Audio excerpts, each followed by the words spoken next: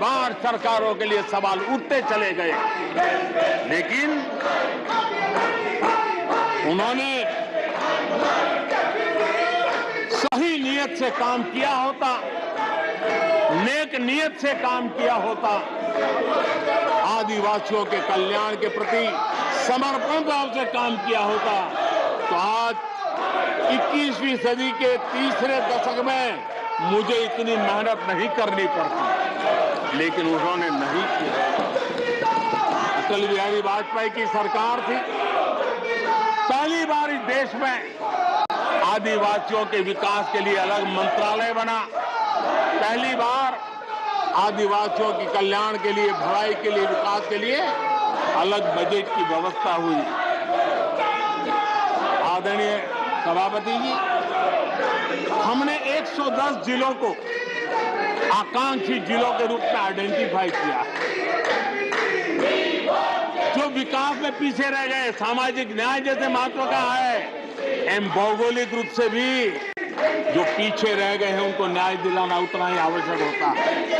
और इसलिए हमने 110 आकांक्षी जिले और 110 में आधे से अधिक वो इलाके हैं जहां बहुल जनसंख्या जनजातीय हैं, मेरे आदिवासी भाई बहन रहते हैं। 3 करोड़ से ज्यादा आदिवासी भाइयों को इसका सीधा लाभ मिला है, उनके जीवन में बदलाव आया है। इन क्षेत्रों में शिक्षा, स्वास्थ्य, इंफ्रास्ट्रक्चर, इसमें अभूतपूर्व सुधार हुआ है, क्योंकि हमने 110 जिलों पर विशेष फोकस किया है, उनका रेगुलर मॉनिटरिंग कर रहे हैं।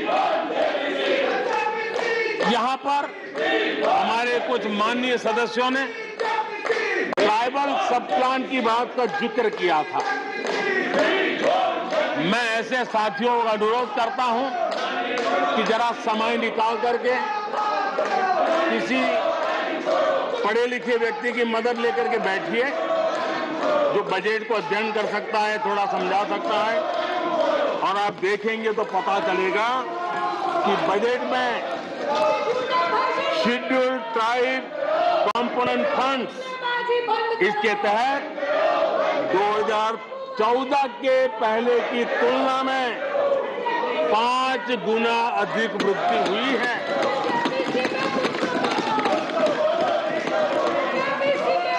आदरणीय सभापति जी, 2014 के पहले जब उनकी सरकार थी, तब एलोकेशन 20-25 हजार करोड़ रुपए के आसपास रहता था।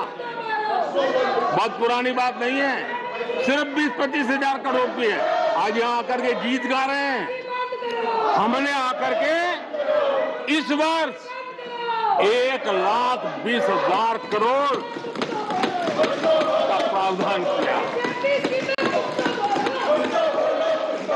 हमने बीते 9 वर्षों में हमारे आदिवासी, हमारे जनजातीय भाई बहनों के उज्जवल भविष्य के लिए और बच्चों के उज्जवल भविष्य के लिए 500 नए एकलव्य मॉडल स्कूल स्वीकृत किए हैं, और ये 4 गुना ज्यादा बढ़ोतरी है। इतना ही नहीं, स्कूलों में टीचर, स्टाफ, इस बार हमने 38,000 नए लोगों के रिक्रूटमेंट का, हमने भर्ती का इस बजट में प्रावधान किया। आदिवासियों के कल्याण के लिए समर्पित हमारी सरकार ने, मैं जरा आपको फॉरेस्ट राइट एक्ट की बात की तरफ ले जाना चाहता हूं। आदरणीय सभापति जी, देश आजाद होने से लेकर हमारे आने से पहले, 2014 के पहले, आदिवासी परिवारों को 14 लाख जमीन के पट्टे दिए गए। पिछले 7-8 वर्षों में हमने 7 लाख नए पट्टे दिए। ये अभूतपूर्व काम हुआ है। हमारे आने से पहले 23,000 सामुदायिक पट्टे दिए गए थे, 23,000। हमारे आने के बाद 80,000 से अधिक सामुदायिक पट्टे दिए गए हैं। लिप सिंपैथी बता करके आदिवासियों की भावनाओं के साथ खेलने के बजाय अगर कुछ किया होता तो आज मुझे इतनी मेहनत न करनी पड़ती और ये काम पहले आराम से हो जाता, लेकिन ये उनकी प्रायोरिटी में नहीं था। आदरणीय सभापति जी, इनकी अर्थनीति, उनकी समाज नीति, उनकी राजनीति वोट बैंक के आधार पर ही चलती रही और उसके कारण समाज की जो बेसिक ताकत होती है, स्वरोजगार के कारण देश की आर्थिक गतिविधि बढ़ाने वाला जो सामर्थ्य होता है, इन्होंने हमेशा नजरअंदाज कर दिया। उनको वो इतने छोटे लगते थे, इतने बिखरे हुए लगते थे, तो उसका उनको कोई मूल्य ही नहीं था। जो छोटे छोटे काम में जुड़े हुए, जो स्वरोजगार के ऊपर समाज पर बोझ बने बिना समाज में कुछ न कुछ वैल्यू एडिशन करते हैं, उनके प्रति दुर्लक्ष्य किया गया। छोटे काम में जुटे इन करोड़ों लोगों को भुला दिया गया। मुझे गर्व है कि मेरी सरकार ने रेहड़ी वाले, ठेले वाले, फुटपाथ पर व्यापार करने वाले लोगों की सुन ले, ब्याज के चक्कर में जिनके जीवन तबाह हो जाते थे, दिन भर का पसीना ब्याज खोरों के घर जाकर के चुकाना पड़ता था, उन गरीबों की चिंता हमने की, उन रेहड़ी ठेले पटरी वालों की चिंता हमने की। और आदरणीय सभापति जी, हमने इतना ही नहीं, हमारे विश्वकर्मा समुदाय जो समाज निर्माण के अंदर एक भूमिका देते हैं, जो अपने हाथ से औजार की मदद से कुछ न कुछ सृजन करते रहते हैं, समाज की आवश्यकताओं की बहुत बड़ी मात्रा में पूर्ति करते हैं। चाहे हमारा बंजारा समुदाय हो, चाहे हमारे गुमंत जाति के लोग हैं, हमने उनकी चिंता करने का काम किया है। पीएम स्वनिधि योजना हो, पीएम विश्वकर्मा योजना हो, जिसके द्वारा हमने समाज के इन लोगों की मजबूती के लिए काम किया है, उनके सामर्थ्य को बढ़ाने के लिए काम किया। आदरणीय सभापति जी, आप तो स्वयं किसान पुत्र हैं। इस देश के किसानों के साथ क्या बीती है, ऊपर के कुछ एक वर्ग को संभाल लेना और उन्हीं से अपनी राजनीति चलाए रखना, यही सिलसिला चला। इस देश की कृषि की सच्ची ताकत छोटे किसानों में है। 1 एकड़ 2 एकड़ भूमि का वो बड़ा मुश्किल से 80-85% इस देश का ये वर्ग है। इन छोटे किसान उपेक्षित थे, उनकी आवाज कोई सुनने वाला नहीं था। हमारी सरकार ने छोटे किसानों पर ध्यान केंद्रित किया, छोटे किसानों को फॉर्मल बैंकिंग के साथ जोड़ा। आज साल में 3 बार सीधे पीएम किसान सम्मान निधि छोटे किसान के खाते में जमा होती है। इतना ही नहीं, हमने पशुपालकों को भी बैंकों से जोड़ा, हमने मछुआरों को बैंकों से जोड़ा और उनको ब्याज में रियायत दे करके उनके आर्थिक सामर्थ्य को बढ़ाया ताकि वो अपना व्यवसाय विकसित कर सके, अपने क्रॉप पैटर्न को बदल सके, अपने उत्पादित की हुए माल को रोक करके उचित दाम मिलने पर बाजार में ले जा सके। उस दिशा में हमने काम किया। आदरणीय सभापति जी, हम जानते हैं हमारे देश के बहुत सारे किसान ऐसे हैं कि जो बरसाती पानी पर उनको गुजारा करना पड़ता है। सिंचाई की व्यवस्था ये पिछली सरकारों ने की नहीं। हमने और देखा है कि ये छोटे किसान पानी बरसाती के भरोसे जीने वाले मोटे अनाज की खेती करते हैं, पानी होता नहीं है। ये मोटे अनाज की खेती करने वाले किसानों को हमने विशेष स्थान दिया। हमने यूएन को लिखा कि मिलेट ईयर मनाइए, दुनिया में भारत के मोटे अनाज की एक ब्रांडिंग बने, मार्केटिंग बने और उसके सुविचारित रूप से अब उस मोटे अनाज को श्री अन्न के रूप में, जैसे श्रीफल का महात्मा है, वैसे ही श्री अन्न का महात्मा बने और छोटे किसान जो पैदावार करते हैं उनको उचित दाम मिले, ग्लोबल मार्केट मिले, देश में क्रॉप पैटर्न में परिवर्तन आए। और इतना ही नहीं, ये मिलेट सुपर फूड है, पोषण के लिए बहुत बड़ी ताकत है। हमारे देश के नई पीढ़ी को पोषण की समस्या के समाधान में भी ये काम आए, जो मेरे छोटे किसान को भी मजबूत करेगा। हमने फर्टिलाइजर में भी अनेक नए विकल्प डेवलप किए हैं, उसका भी लाभ मिल रहा है। आदरणीय सभापति जी,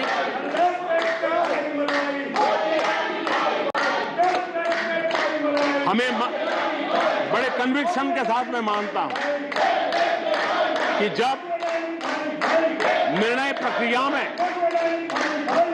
माताओं बहनों की भागीदारी बढ़ती है तो परिणाम अच्छे मिलते हैं, जल्दी मिलते हैं और निर्धारित लक्ष्य को प्राप्त करने वाले होते हैं। और इसलिए माता बहनों की भागीदारी बढ़े, वे निर्णय प्रक्रिया में हमारे साथ जुड़े, उस दिशा में महिला सशक्तिकरण को लेकर के, महिलाओं के नेतृत्व के विकास के लिए हमारी सरकार ने प्राथमिकता दी है। सदन में हमारे एक माननीय सदस्य ने कहा कि महिलाओं को टॉयलेट देने से क्या महिलाओं का विकास हो जाएगा? हो सकता है उनका ध्यान सिर्फ टॉयलेट पे गया हो, वो उनकी कठिनाई होगी, लेकिन मैं जरा बताना चाहता हूं, मुझे इस बात का गर्व है और मैं गर्व अनुभव करता हूं क्योंकि मैं राज्य में रह करके आया हूं, मैंने गांव में जिंदगी गुजार के आया हूं। मुझे गर्व है कि 11 करोड़ शौचालय बना करके मैंने मेरी माताओं बहनों को इज्जत कर दिया है। मुझे इस बात का गर्व है। हमारी माताओं बहनों, हमारी बेटियों के जीवन चक्र की तरफ जरा नजर करें। हमारी सरकार माताओं बहनों के सशक्तिकरण के लिए कितनी संवेदनशील है, उसकी तरफ मैं जरा ध्यान आकर्षित करना चाहता हूं। और जिनको सिर्फ टॉयलेट पे ही सोच अटक गई थी, वो जरा कान खुल करके सुने, ताकि आगे जाकर ये बताने में उनको सुविधा होगी। गर्भावस्था के दौरान शिशु को पौष्टिक खाना मिले, इसके लिए हमने मातृ वंदना योजना चलाई और इसके लिए प्रेगनेंसी के समय महिला के बैंक खाते में सीधा पैसा जाए, ताकि उसको पोषण से उसके गर्भ में जो बच्चा है उसके स्वास्थ्य को भी लाभ हो। हमारे यहाँ माता मृत्यु दर, शिशु मृत्यु दर, इस गंभीर समस्या से मुक्ति का एक उपाय इंस्टीट्यूशनल डिलीवरी, हमारे गरीब से गरीब मां की इंस्टीट्यूशनल डिलीवरी हो, शिशु का जन्म अस्पताल में हो, इसके लिए हमने धन भी खर्च करना तय किया और व्यापक अभियान भी चलाया और उसके सुफल दिखाई भी दे रहे हैं। हम जानते हैं किसी न किसी मानसिक विकृति के कारण बेटियों को मां के कोख में ही मारने की प्रवृत्ति बढ़ गई थी। ये समाज के लिए कलंक था।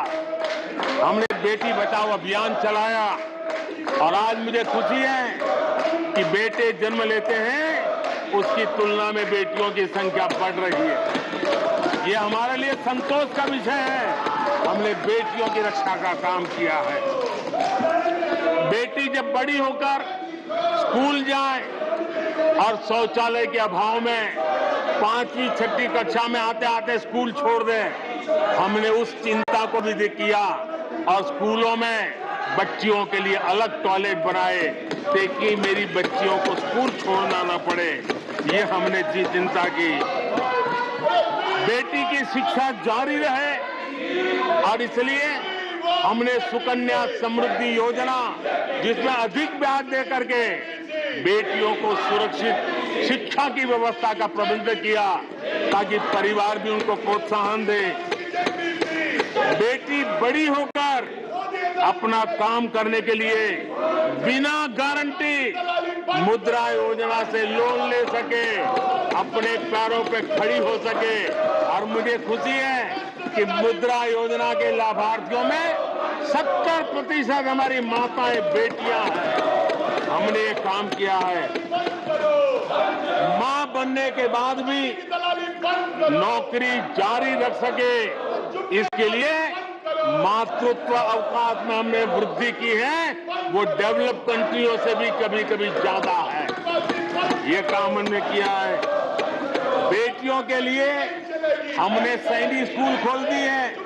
आदरणीय सभापति जी, आप तो स्वयं सैनिक स्कूल के विद्यार्थी रहे हैं। बेटियों को वहां एंट्री नहीं थी, वो काम भी हमने कर दिया। आज सैनिक स्कूलों में मेरी बेटियां पढ़ रही हैं। इतना ही नहीं, हमारी बेटियां अबला नहीं सबला है। वो सेना में जाना चाहती है, अफसर बनना चाहती है। हमने हमारी बेटियों को सेना के दरवाजे भी खोल दिए हैं और आज गर्व होता है सियाचिन में मेरे देश की कोई बेटी मां भारती की रक्षा करने के लिए तैनात होती है। बेटी को गांव में कमाई के अवसर मिले और इसके लिए हमने विमेन सेल्फ हेल्प ग्रुप, उसको एक नई ताकत दी, वैल्यू एडिशन किया और बैंकों से मिलने वाली उनकी रकम में बहुत बड़ा इजाफा किया। और इसलिए वो भी हमने उनकी प्रगति के लिए हमारी माताओं, बेटियों को, बहनों को लकड़ी के धुएं से जिंदगी में मुसीबतें झेलनी न पड़े, इसलिए हमने उज्ज्वला योजना से गैस का कनेक्शन दिया। हमारी माताओं, बहनों को, बेटियों को पीने का पानी के लिए जूझना न पड़े, 2-2, 4-4 किलोमीटर तक जाना न पड़े। हमने नल से घर तक पानी पहुंचाने का अभियान चलाया ताकि मेरी माताओं, बेटों को, बेटियों को, बहनों को, बेटियों को अंधेरे में गुजारा न करना पड़े। इसलिए हमने सौभाग्य योजना से ऐसे गरीब परिवारों तक बिजली पहुंचाई। बेटी, मां, बहन कितनी ही गंभीर बीमारी हो लेकिन कभी बताती नहीं है। उसको चिंता रहती है कि कहीं बच्चों पे कर्ज हो जाएगा, परिवार पर बोझ हो जाएगा। वो पीड़ा सहती है लेकिन अपने बच्चों को अपनी बीमारी के विषय में नहीं बताती है। उन माताओं, बहनों को आयुष्मान कार्ड दे करके अस्पताल में बड़ी से बड़ी बीमारी से मुक्ति का रास्ता हमने खोल दिया है। आदरणीय सभापति जी, बेटी का संपत्ति पर अधिकार हो, इसलिए हमने सरकार की तरफ से जो आवाज देते हैं उसमें बेटी के राइट को निश्चित किया, उसके नाम पर प्रॉपर्टी करने का काम किया। हमने महिला सशक्तिकरण के लिए हमारी माताओं, बहनों को जो भी छोटी मोटी बचत कर लें, मुसीबत झेल करके बचत करना माताओं बहनों का स्वभाव होता है और वो घर में अनाज के डिब्बे में पैसे रख करके गुजारा करती है। उस मुसीबत में निकाल के हमने उसको जनधन के खाते दे दिए, बैंक में पैसा जमा करे, इसकी व्यवस्था करके। और आदरणीय सभापति जी, इस बजट सत्र के लिए तो गर्व की बात है कि बजट सत्र का प्रारंभ महिला राष्ट्रपति के द्वारा होता है और बजट सत्र का विधिवत प्रारंभ महिला वित्त मंत्री के स्तर पर होता है। देश में ऐसा संयोग पहले कभी नहीं आया जो आज आया है और हमारा तो प्रयास रहेगा कि ऐसे शुभ अवसर आगे भी देखने को मिले।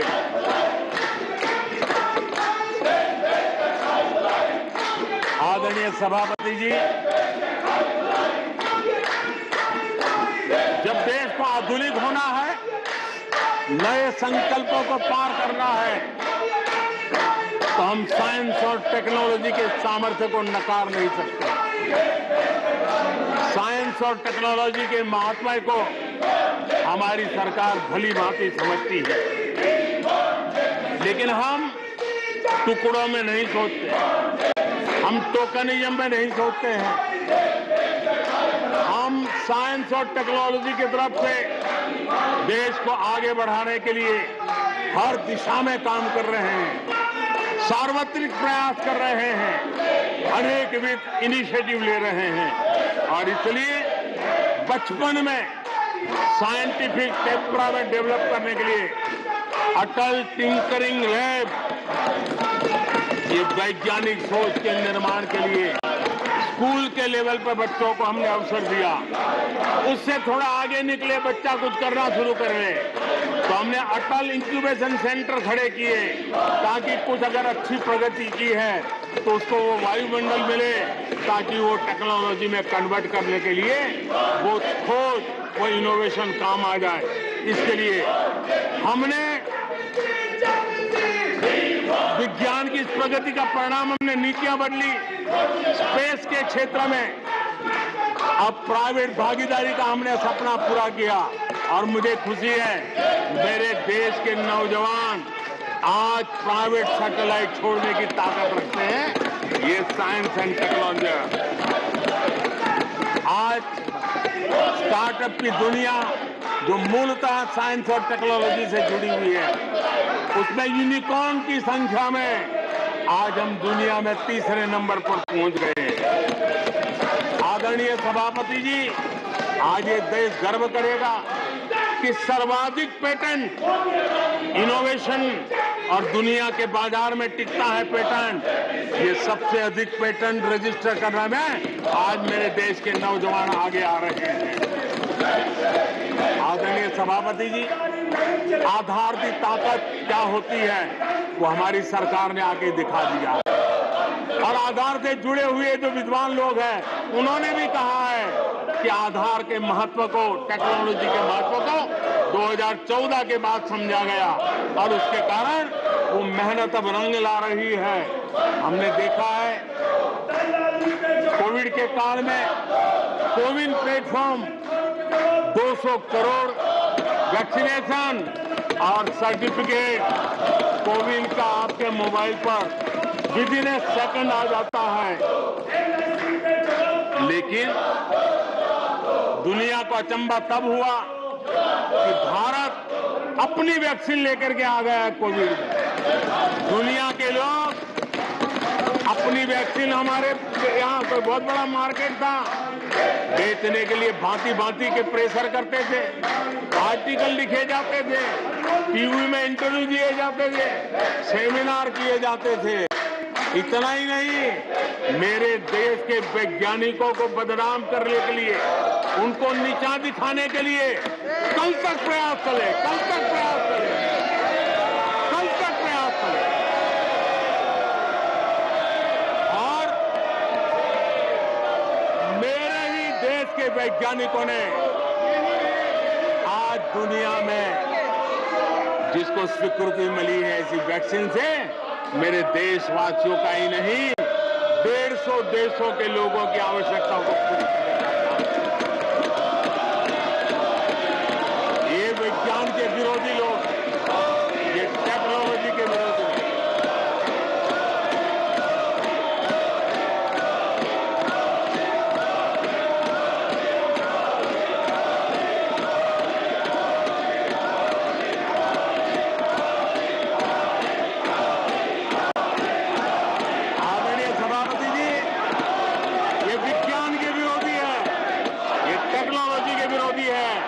हमारे वैज्ञानिकों को बदनाम करने का कोई मौका नहीं छोड़ते। फार्मेसी की दुनिया में हमारा देश एक ताकत बन के उभर रहा है। दुनिया की फार्मेसी का हब बन रहा है। हमारे नौजवान नए नए इनोवेशन कर रहे हैं, उसको बदनाम करने के रास्ते खोज रहे हैं ये लोग। उनको देश की चिंता नहीं है, अपने राजनीतिक उठापटक की चिंता है। ये दुर्भाग्य है देश का। आदरणीय सभापति जी, आज मैं बाली में था। G20 देश के समूह डिजिटल इंडिया इसको समझने के लिए लालायित रहते थे। सक्सेस को पूरी दुनिया ने प्रभावित किया है। डिजिटल लेन देन में आज हिंदुस्तान दुनिया का लीडर बना हुआ है। आदरणीय सभापति जी, हमें खुशी है आज 100 करोड़ से ज्यादा मोबाइल फोन मेरे देशवासियों के हाथ में है। आदरणीय सभापति जी, एक समय था हम मोबाइल इंपोर्ट करते थे।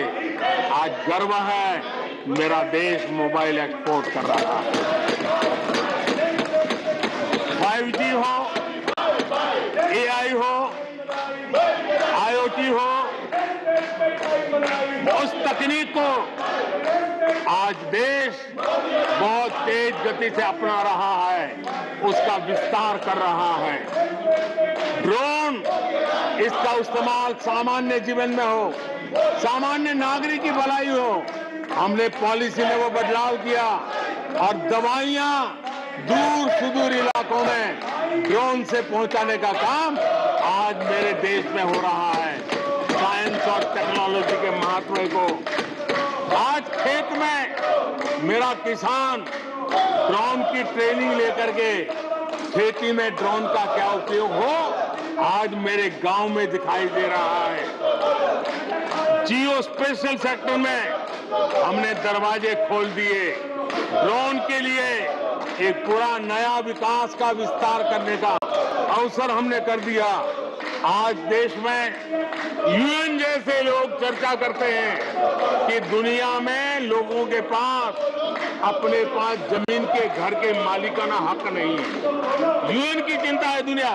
भारत ने ड्रोन की मदद से, स्वामित्व योजना से गांव में, घरों में उसका नक्शा और मालिकी हक देने का काम किया है। उसको कोर्ट कचहरी के चक्करों से और कभी घर बंद हो, कोई आकर के कब्जा कर न ले, सुरक्षा का एहसास दिया है। हमने टेक्नोलॉजी का भरपूर प्रयास कॉमन मैन के लिए करने की दिशा में सफलता पाई है। आज देश टेक्नोलॉजी के क्षेत्र आधुनिक विकसित भारत के सपने में उसका महत्व है और इसलिए ह्यूमन रिसोर्स डेवलपमेंट, इनोवेशन, इसका महत्व बहुत है। और इसलिए दुनिया की एकमात्र फॉरेंसिक साइंस यूनिवर्सिटी हमारे देश में है। हमने गति शक्ति यूनिवर्सिटी बना करके इंफ्रास्ट्रक्चर की दुनिया में एक नई पहल की है। हमने एनर्जी यूनिवर्सिटी बना करके आज देश रिन्यूएबल एनर्जी के क्षेत्र में एक नया जंप लगाए। अभी से हमारे नौजवान तैयार हो, उस दिशा में हम कर रहे हैं।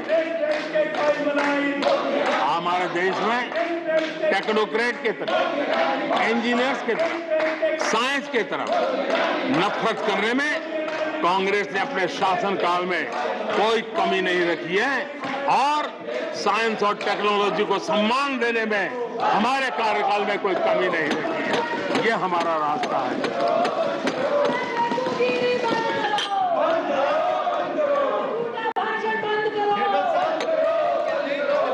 आदरणीय सभापति जी, यहाँ रोजगार की भी चर्चा हुई। मैं हैरान हूं कि जो अपने आप को सबसे लंबे समय तक सार्वजनिक जीवन का दावा करते हैं, इनको ये मालूम नहीं है कि नौकरी और रोजगार में फर्क होता है।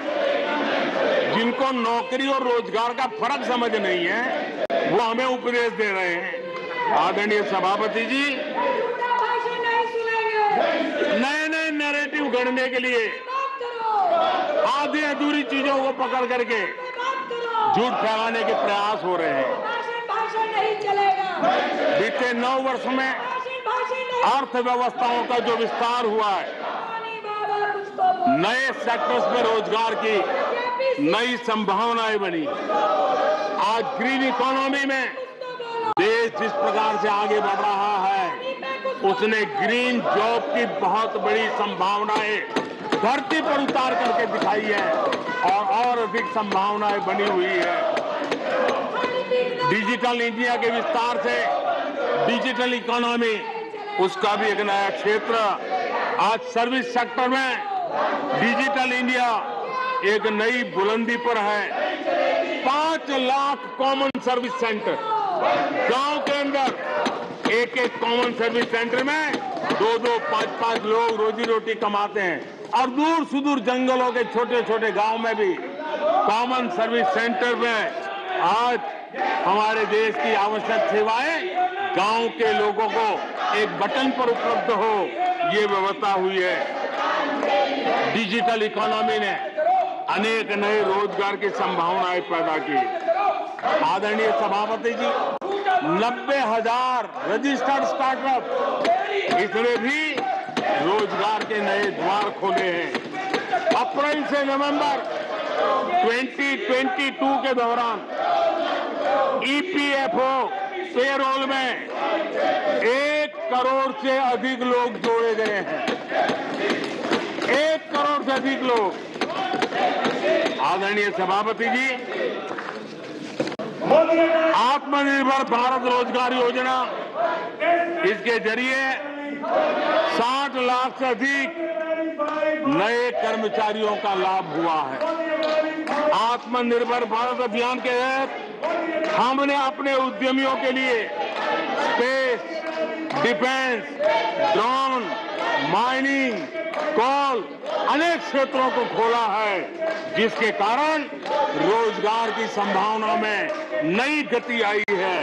और देखिए, हमारे नौजवानों ने इन सारे कदमों का आगे आकर के अवसर उठाया है, उसका फायदा। आदरणीय सभापति जी, रक्षा के क्षेत्र में यह देश आत्मनिर्भर बने, ये देश के लिए बहुत आवश्यक है। मुझे खुशी है कि रक्षा के क्षेत्र आत्मनिर्भरता का मिशन लेके हम चले। आज 350 से ज्यादा निजी कंपनियां रक्षा के क्षेत्र में आई है और करीब 1 लाख करोड़ रुपए का एक्सपोर्ट रक्षा के क्षेत्र में मेरा देश कर रहा है। और अभूतपूर्व रोजगार इस क्षेत्र में भी पैदा हुए हैं। आदरणीय सभापति जी, रिटेल से लेकर के टूरिज्म तक हर सेक्टर का विस्तार हुआ है। खादी और ग्रामोद्योग, महात्मा गांधी के साथ जो व्यवस्था जुड़ी हुई है, खादी ग्रामोद्योग को भी डुबो दिया था। आजादी के बाद सर्वाधिक खादी ग्रामोद्योग के रिकॉर्ड तोड़ने का काम हमारे कालखंड में हुआ है। आदरणीय सभापति जी, इंफ्रास्ट्रक्चर में हो रहा रिकॉर्ड निवेश, चाहे रेल का काम होता हो, रोड का काम होता हो, पोर्ट का काम होता हो, एयरपोर्ट का काम होता हो, प्रधानमंत्री ग्राम सड़क योजनाएं बनती हो, ये सारे इंफ्रास्ट्रक्चर के काम, उसके लिए जो मटेरियल लगता है, उस इंडस्ट्री में रोजगार की संभावनाएं बढ़ी है। हर जगह निर्माण कार्य के अंदर मजदूर से लेकर मैकेनिक तक हर प्रकार के रोजगार की संभावनाएं, इंजीनियर से लेकर के श्रमिक तक हर किसी के लिए रोजगार के नए अवसर बने हैं। और उसी के कारण यूथ विरोधी नीति लेकर के चले हुए लोगों को आज यूथ नकार रहा है और यूथ के भलाई के लिए हम जिन नीतियों को लेकर के चल रहे हैं इसको आज देश स्वीकार कर रहा है। आदरणीय सभापति जी, यहां भी ये भी कहा गया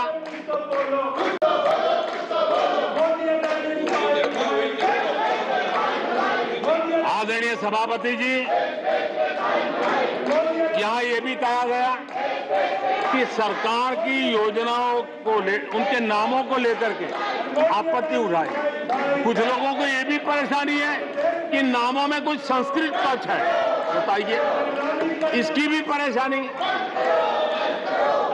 आदरणीय सभापति जी, मैंने किसी अखबार में पढ़ा था, मैं कोई वेरीफाई तो नहीं किया है, और रिपोर्ट कह रही थी 600 जितनी सरकारी योजनाएं सिर्फ गांधी नेहरू परिवार के नाम पे है।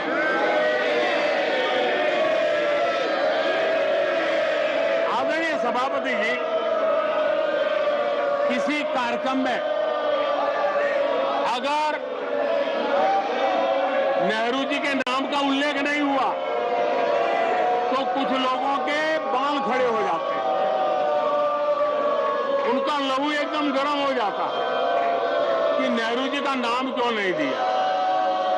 आदरणीय सभापति जी, मैं बहुत आश्चर्य होता है कि चलो भाई हमसे कभी छूट जाता होगा नेहरू जी का नाम, और छूट जाता होगा हम ठीक भी कर लेंगे क्योंकि वो देश के पहले प्रधानमंत्री थे। लेकिन मुझे ये समझ नहीं आता है कि उनकी पीढ़ी का कोई व्यक्ति नेहरू सरनेम रखने से डरता क्यों है। क्या शर्मिंदगी है नेहरू सरनेम रखने से, क्या शर्मिंदगी है। इतना बड़ा महान व्यक्तित्व अगर आपको मंजूर नहीं है, परिवार को मंजूर नहीं है और हमारा हिसाब मांगते रहते हो। आदरणीय सभापति जी,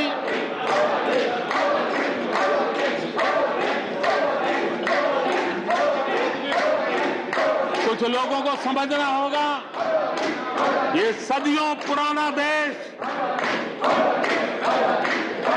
सामान्य मानवी के पसीने और पुरुषार्थ से बना हुआ देश, जन जन की पीढ़ियों की परंपरा से बना हुआ देश है। ये देश किसी परिवार की जागीर नहीं है।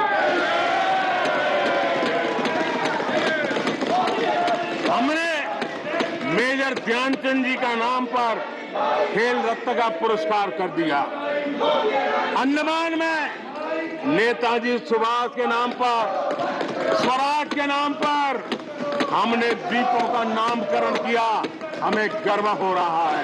नेताजी सुभाष बोस के योगदान के लिए देश गर्व करता है, हम गर्व करते हैं। इतना ही नहीं, जो लोग आए दिन हमारे देश की सेना को नीचा दिखाने का मौका नहीं छोड़ते, हमने इन द्वीपों को परमवीर चक्र प्राप्त करने वाले सेनानियों के नाम कर दिया। आने वाली सदियों तक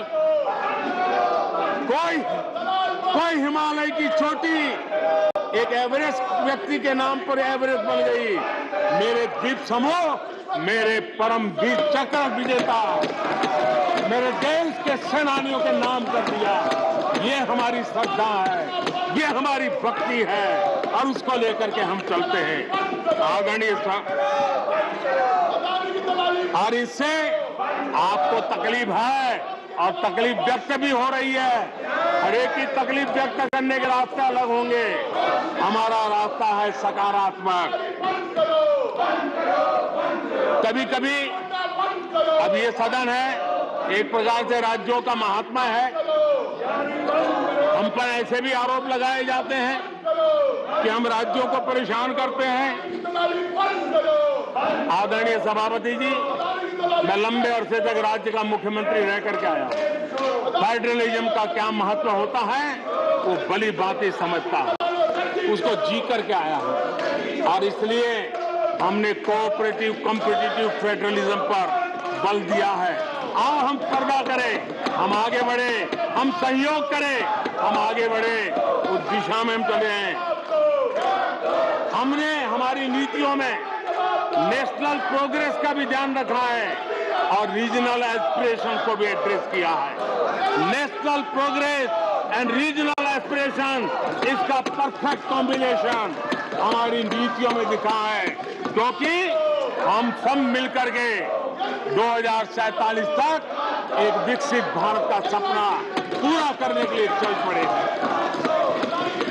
लेकिन जो लोग आज विपक्ष में बैठे हैं, उन्होंने तो राज्यों के अधिकारों की धज्जियां उड़ा दी।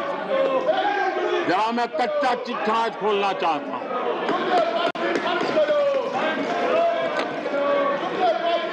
जरा इतिहास उठा करके देख लीजिए,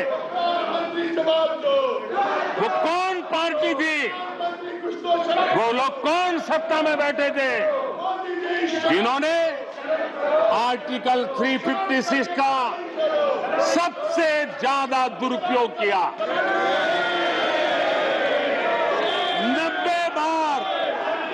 90 बार चुनी हुई सरकारों को गिरा दिया। कौन है वो? कौन है जिन्होंने किया? कौन है जिन्होंने किया? कौन है जिन्होंने किया? इतना ही नहीं सभापति जी, एक प्रधानमंत्री ने आर्टिकल 356 का 50 बार उपयोग किया, आधी सेंचुरी कर दी। वो नाम है श्रीमती इंदिरा गांधी का। 50 बार सरकारों को गिरा दिया। केरल में आज जो लोग इनके साथ खड़े हैं, जरा याद कर लीजिए, थोड़ा बार माइक लगा दीजिए। केरल में वामपंथी सरकार चुनी गई, जिसे पंडित नेहरू पसंद नहीं करते थे। कुछ ही कालखंड के अंदर चुनी हुई पहली सरकार को गढ़ते थे। आज आप वहां खड़े हैं, आपके साथ क्या हुआ था जरा याद कीजिए। आदरणीय सभापति जी, जरा डीएमके के मित्रों को भी बताता हूं, तमिलनाडु में एमजीआर और करुणानिधि जैसे दिग्गजों की सरकारें, उन सरकारों को भी इन्हीं कांग्रेस वालों ने बर्खास्त कर दिया।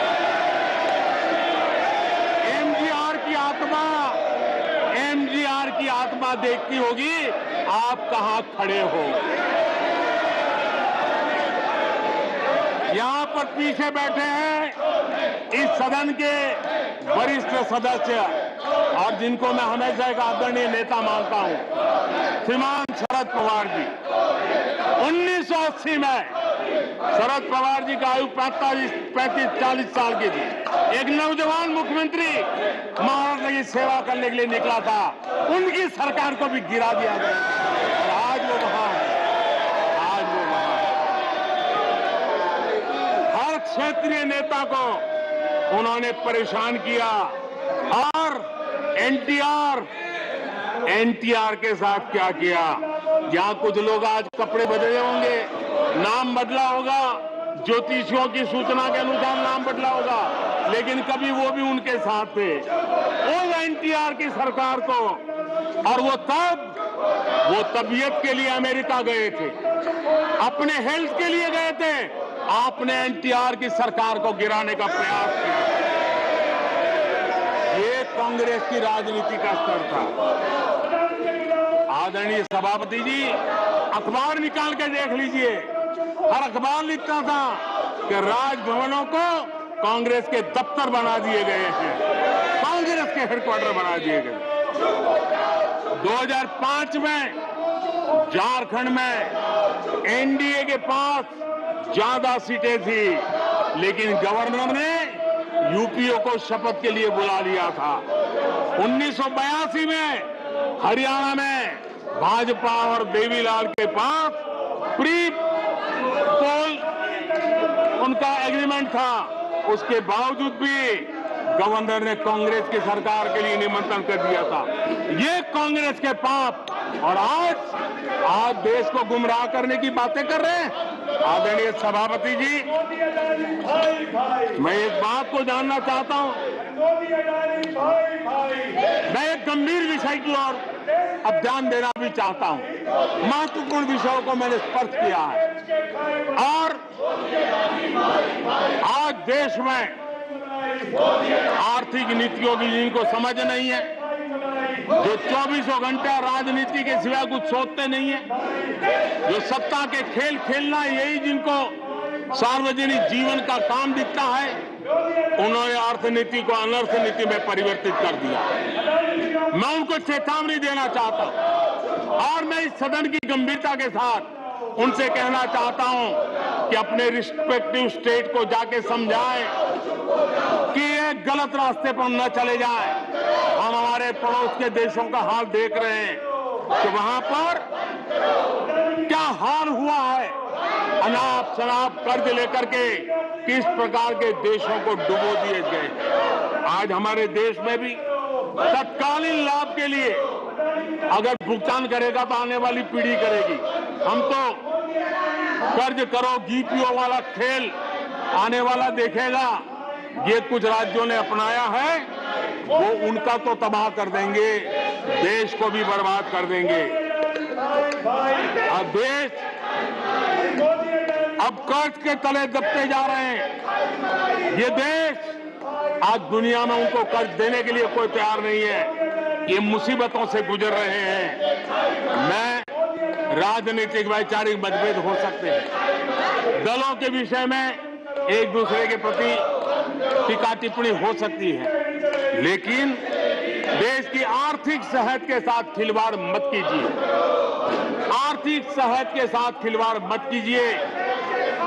आप ऐसा कोई पाप मत कीजिए जो आपके बच्चों के अधिकारों को छीन ले और आज अपना मौज कर लें और बच्चों के नसीब में बर्बादी छोड़ के चले जाए। ऐसा करके न जाए। आज आपको पॉलिटिकली सूट का मैंने तो देखा, एक मुख्यमंत्री ने बयान दिया कि भाई अब ठीक है, मैं तो निर्णय करता हूं, अभी मुसीबत मुझे कहां आएगी, 2030-32 के बाद आएगी, जो आएगा वो भुगतेगा। क्या कोई देश ऐसे चलता है क्या? लेकिन ये जो वृत्ति बन रही है वो बहुत चिंता का विषय है।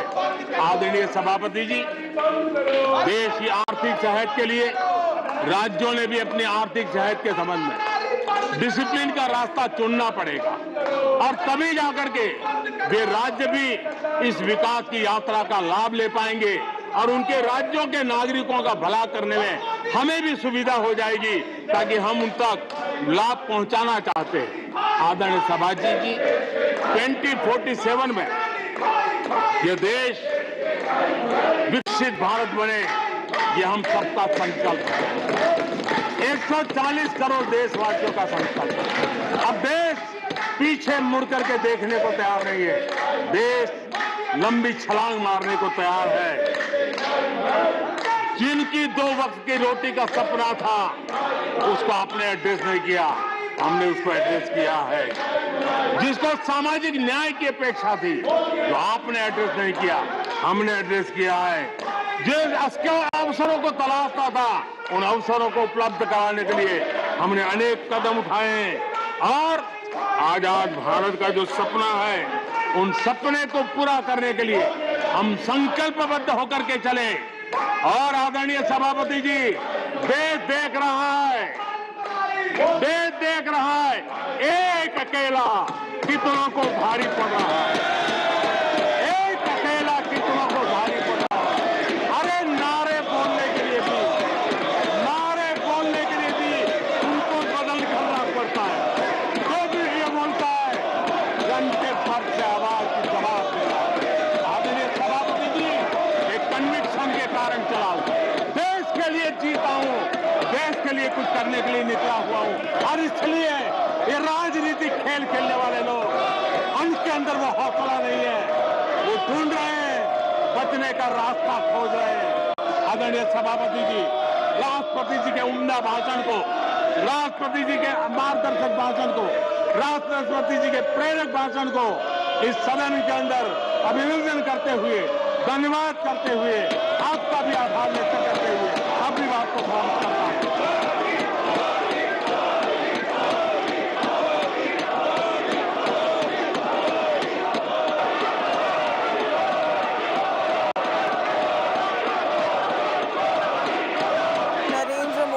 Right there in the upper house of the parliament, training guns at the Congress party.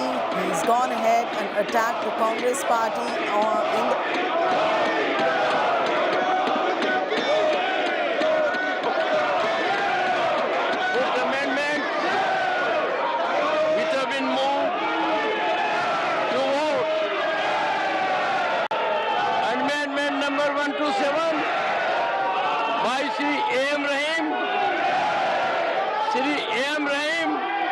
Are you withdrawing the amendment or should I put them to vote?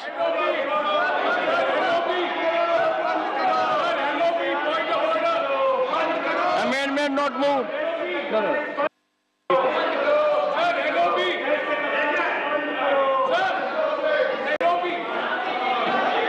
Honorable members, absolutely.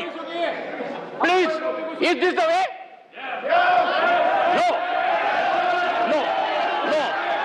No. What are you doing? The whole nation is looking at you. Indecorous conduct.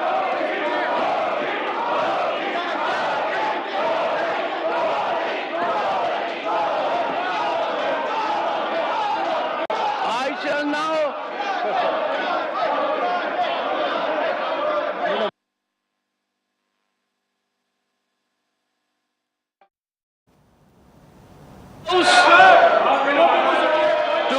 the amendments?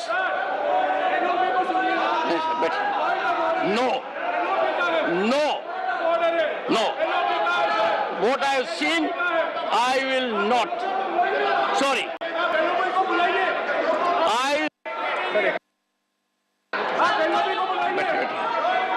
I shall now put the amendments which have been moved to vote. Amendments 1 to 7 by Shri A. Rahim. Shri A. Rahim, are you moving or withdrawing the amendments? I move, sir. I move. I shall now put the amendments to vote. Those in favor will say aye. Those against will say no. Amendments, the noes have it. Amendment numbers 1 to 7 are negative. Amendment numbers 8 to 17 by Shri Ramnath Thakur. Shri Ramnath Thakur, are you withdrawing the amendment or should I put them to vote? No. I move. I shall now put the amendments to vote. Those in favor will please say aye. Those against will please say no. I think noes have it. Amendments number 8 to 17 are negative. Amendment number 38 to 44 by Srimati J.B. Mather-Hashim. Srimati J.B. Mather-Hashim, are you withdrawing the amendments or should I put them to vote?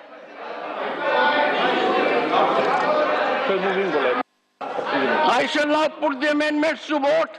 Those in favor will please say aye. Those against will please say I think noes have it. The noes have it. Amendment number 38 to 44 are negative.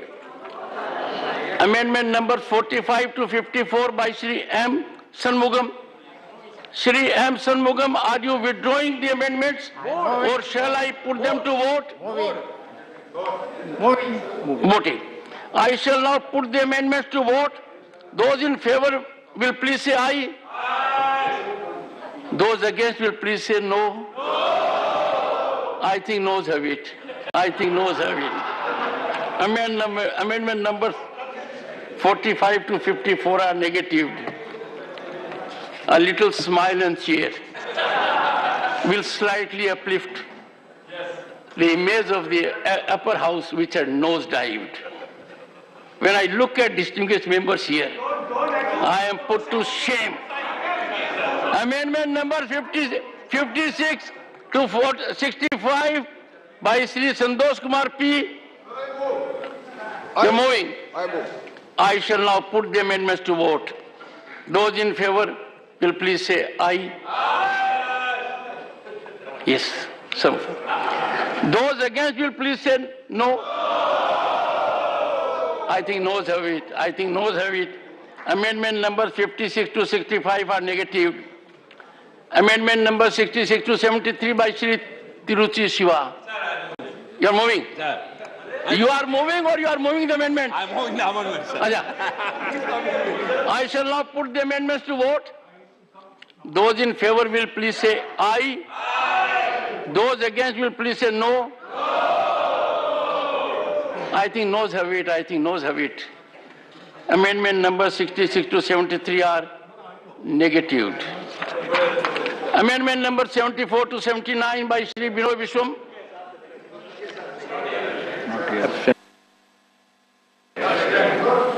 Has he leave of the House to withdraw the amendments?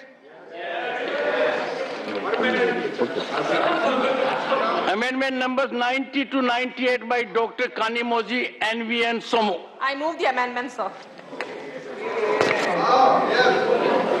I shall now put the amendments to vote. Those in favor will please say aye. Those against will please say no. I think noes have it. I think noes have it. Amendment numbers 90 to 98 are negative. Amendment numbers 99 to 106 by Professor Manoj Kumar Jha. Sir, Professor, are you moving? sir, I have all the reasons to move now. Huh? I have all the reasons to move. Okay. After that speech and everything. I shall now put the amendments to vote. Those in favor will please say aye. You are slow to say aye for yourself. Those against will please say no. I think the noes have it, the noes have it. Amendment numbers 99 to 106 are negative. Amendment numbers 107 to 113 by Shri K.C. Venugopal. Has he leave of the House to withdraw the amendments? Amendments are withdrawn. I shall now put the motion to vote. The question is that an address be presented to the President. All right, let's go straight across to Rahul Srivastav, our National Affairs editor, first for a perspective on that fiery speech by Prime Minister Narendra Modi in the upper house of the Parliament, Rahul, that looked more like a political retort to all the allegations put forth by Congress and Rahul Gandhi, more than a bit of a motion of thanks in the upper house. Yes, Chaiti, one very interesting element that yesterday the attack was targeted more at Rahul Gandhi as a leader than the Congress party. Today, the difference is that since there is no Rahul Gandhi in the Rajya Sabha, and it was Mallikarjun Kharge who led the tirade, and there is a stronger Congress there, which kind of leads the opposition card there. That is why the attack was concentrated on the Congress party. And that is why, if you see, if there is a high unity index of the opposition in the Rajya Sabha, there is a very interesting sign-off. I think that line, Ek Akela Sab Par Bhari, that was perhaps the indicator that the Prime Minister is trying to say that how he is being singled out.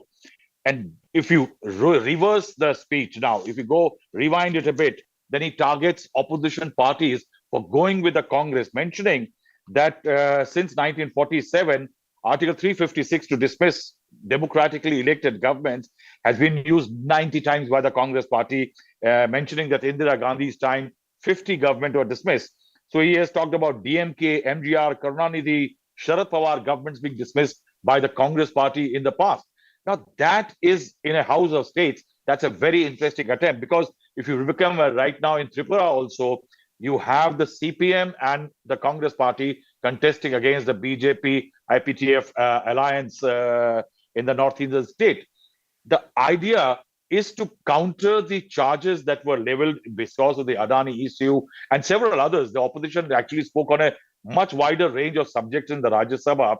And in that, the Prime Minister, what he's trying to compare is the rule before 2014 and the rule in his period. He is making it the Congress rule of since 1947 and NDA Modi rule since 2014. That's the comparison. Him versus the Congress, him versus the Rahul Gandhi in Lok Sabha, BJP versus the Congress in the Rajya Sabha. I think this is the template for the future. I think for the next 1 year, this is what the Congress will be very happy about. That if it was being pushed out of the contention as a principal opposition party, the Congress will say we like it. Perhaps Rahul Gandhi's yatra of 3,000 above kilometers has achieved this.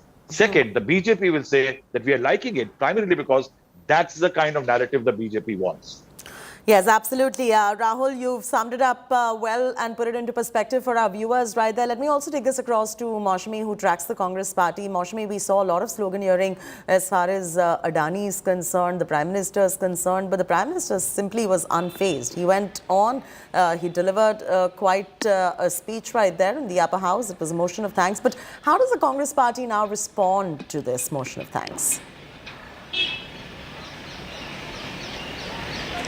You know, learning from what happened in the Lok Sabha and why the Prime Minister, you know, not even mentioning Adani once, the Congress party, perhaps the opposition, knew it very well that the Prime Minister would be elaborating on his policies while you know, focusing on the failures of the Congress party and, you know, slamming the Congress for its double speak and its streak of hopelessness as far as the progress of the country is concerned. And it was interesting, as Rahul rightly pointed out, the opposition is much vocal, it's much stronger, and you could hear the sloganeering continuously, you could hear Modi and Adani chants continuously, but Prime Minister went on and on without even a frown on his face. He in fact pointed out to the fact that this is the attitude of the opposition parties when the country is doing so well. So I really think that the Prime Minister hammered home the point that he did want to hammer home, that Modi government stands for good governance, and this is the Amrit Kal. And the opposition went on to highlight, you know, and focus. In fact, the Congress went on to focus on the Mitra Kal. So now we will have to see how this battle of Amrit Kal versus the Mitra Kal pans out on ground zero as far as in the public perception and on the ground is concerned. But the battle lines were clearly drawn and the gladiators clashed in the temple of democracy, Chaiti. Oh yes, absolutely. Well said, Maushami. Rahul, Maushami continue to be with us right there. In fact, for our viewers who have just tuned in, these are a few highlights or excerpts of Prime Minister Modi's address in the upper house of the Parliament. ये भी दुर्भाग्यपूर्ण है, इतने महत्वपूर्ण सदन में कुछ लोगों का व्यवहार, कुछ लोगों की वाणी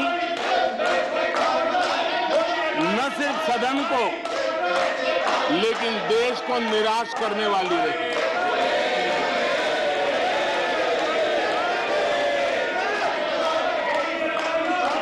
इस प्रकार की वृत्ति प्रवृत्ति के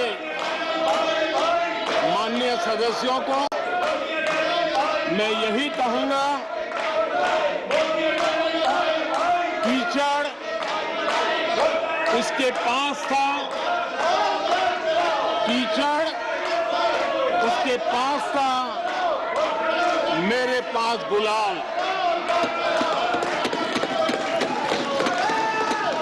कीचड़ उसके पास था, मेरे पास गुलाल। जो भी जिसके पास था उसने दिया उछाल।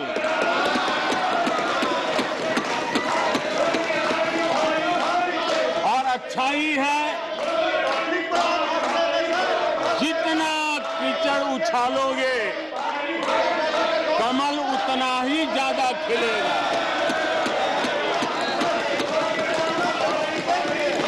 और इसलिए कमल खिलाने में आपका प्रत्यक्ष परोक्ष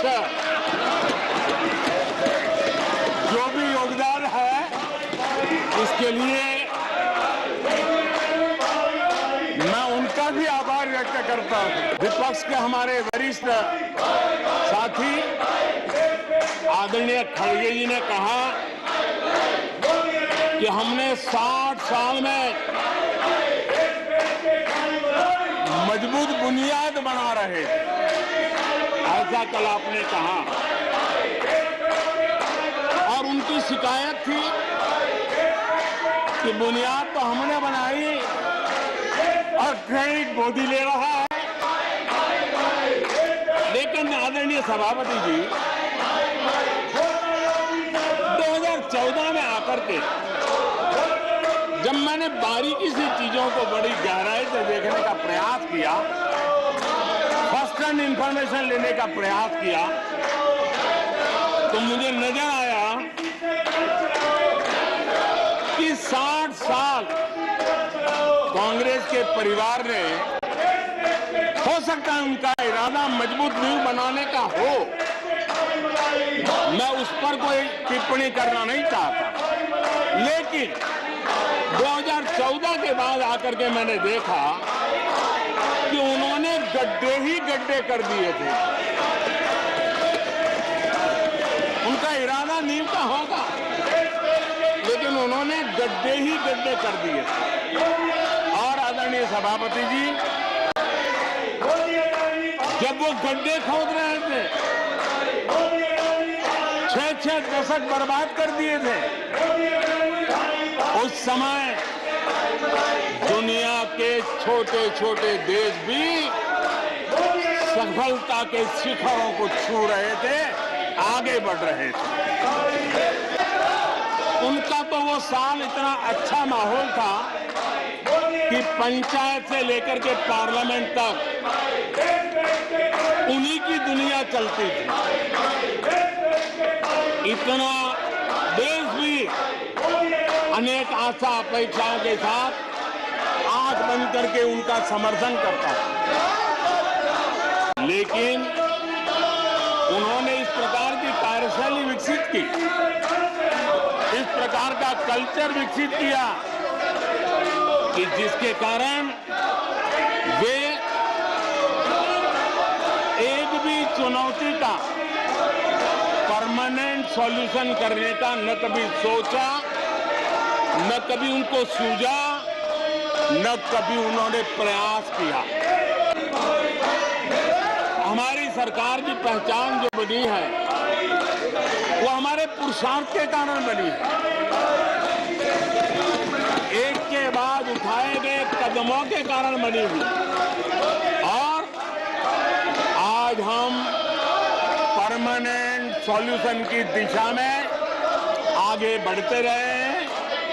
हम एक एक विषय को छू करके भागने वाले लोग नहीं, लेकिन देश की मूलभूत आवश्यकताओं को परमानेंट सॉल्यूशन पर बल देते हुए हम आगे बढ़ रहे हैं।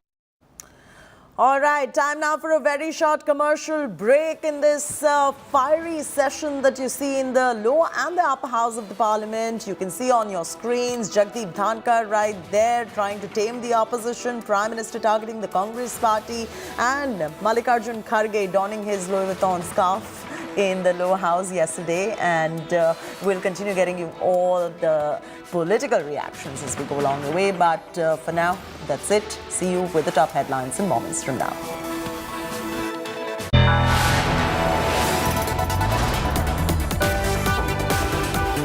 You are watching India Today.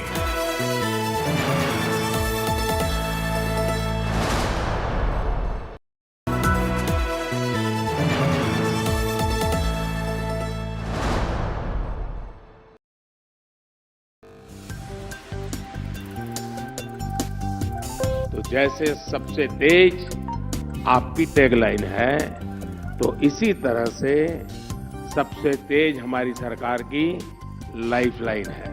thank Mr. Puri. I thank you for giving me the chance to address you. Terrorism now a global issue. The First Lady position is so unusual. Never in my career did I ever see that love and affection in any other country than we saw in India in '79. Pakistan has been responsible chronically for association with sponsorship of terrorist groups.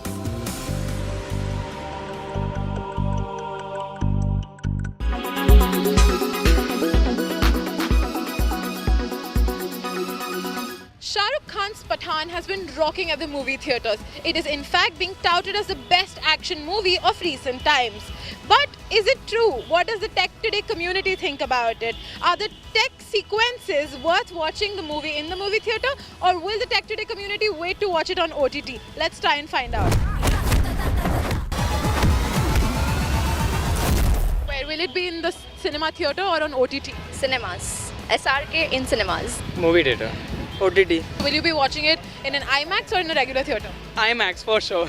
Yeah, that is really have a great VFX, and even John Abraham also, I like him, and Shah Rukh Khan especially.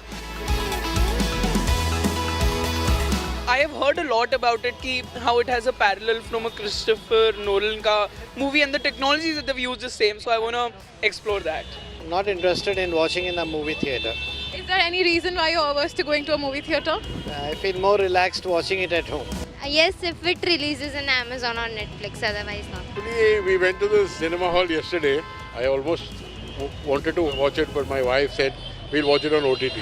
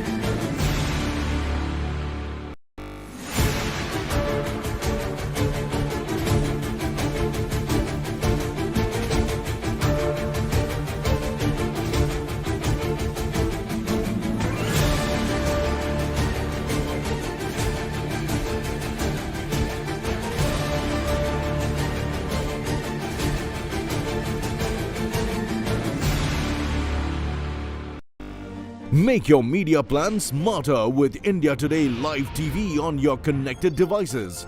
Amplify your brand with 100 million smart internet viewers. To advertise, mail us at sales@aajtak.com.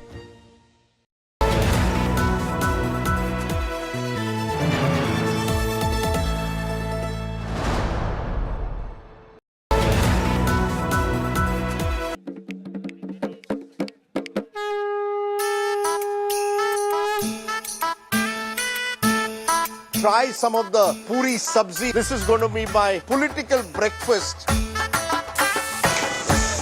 How many seats are you out of 60? I always say above 50. The mood of Tripura is against the BJP. और 5 साल देखना है क्या होता है. There is no democracy at all. Pradyut has decided to give me extra sticky rice. PK Chai Tripura Wali. Great Indian tradition.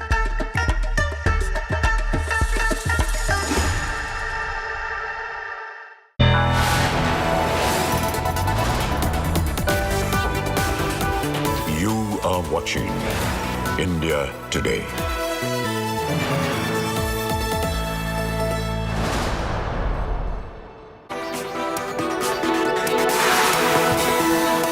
Hey, good evening and thanks for being with us here on India Today. I'm Chaiti Narula bringing you all the top stories. Of course, the latest address of Prime Minister Narendra Modi in Rajya Sabha is dominating all the headlines. But first up, let's take a look at what are the other stories that are creating headlines.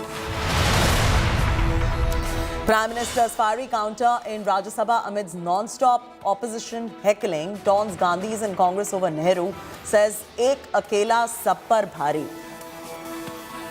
देश देख रहा है एक अकेला कितनों को भारी पड़ रहा है. एक अकेला कितनों को भारी पड़ रहा है. Massive PFI hate plot busted in Maharashtra. Maharashtra ATS thwarts Islam India by 2047 plot by the PFI.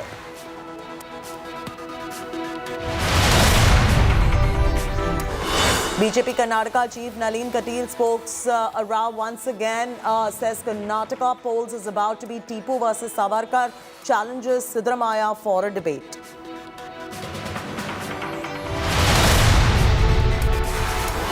Valentine's Day is on February 14 and it gets an all-new twist.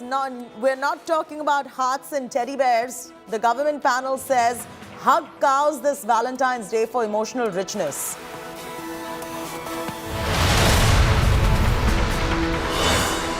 Days after US shot down Chinese spy balloon, US claims the spy balloons breached sovereignty of 5 continents. Death toll mounts to 15,000 across Turkey and Syria in series of earthquakes. Rescue operations continue in freezing weather. India Today, the only channel on quake-hit Turkey. Completely like this in that massive earthquake, and now people are out on the streets. If you look around, you have people who are living in makeshift accommodation here on the street.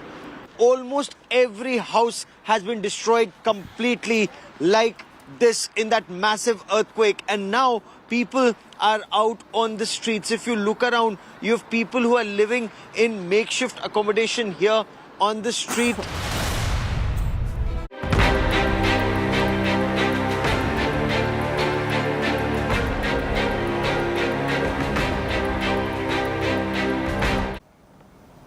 And the Prime Minister lashed out at the opposition in Rajya Sabha today amidst non-stop heckling by the opposition parties. Prime Minister Modi countered the Congress with one strike after another. Repeating his compulsive criticism jibe, Prime Minister Modi said that now it's one man versus all others, leading to loud cheers from BJP, which drowned out the jeering and heckling by the opposition MPs in the Rajya Sabha. The Prime Minister also quipped that more kichad or mud is flung, the better the lotus will bloom. जितना कीचड़ उछालोगे कमल उतना ही. देश देख रहा है एक अकेला कितनों को भारी पड़ रहा है. एक अकेला कितनों को भारी पड़ रहा है. अरे नारे बोलने के लिए भी उनको बदल करना पड़ता है. जो भी ये बोलता है घंटे भर से आवाज की जवाब देना. आदरणीय सभापति जी, एक कन्विक्शन के कारण चला. देश लिए कुछ करने के लिए निकला हुआ हूं। और इसलिए ये राजनीतिक खेल खेलने वाले लोग, उनके अंदर वो हौसला नहीं है, वो ढूंढ रहे हैं, बचने का रास्ता खोज रहे हैं। यहाँ ये भी कहा गया कि सरकार की योजनाओं को उनके नामों को लेकर के आपत्ति उठाई। कुछ लोगों को ये भी परेशानी है कि नामों में कुछ संस्कृत टच है, बताइए इसकी भी परेशानी। आदरणीय सभापति जी, मैंने किसी अखबार में पढ़ा था, मैं कोई वेरीफाई तो नहीं किया है, और रिपोर्ट कह रही थी 600 जितनी सरकारी योजनाएं सिर्फ गांधी नेहरू परिवार के नाम पे है।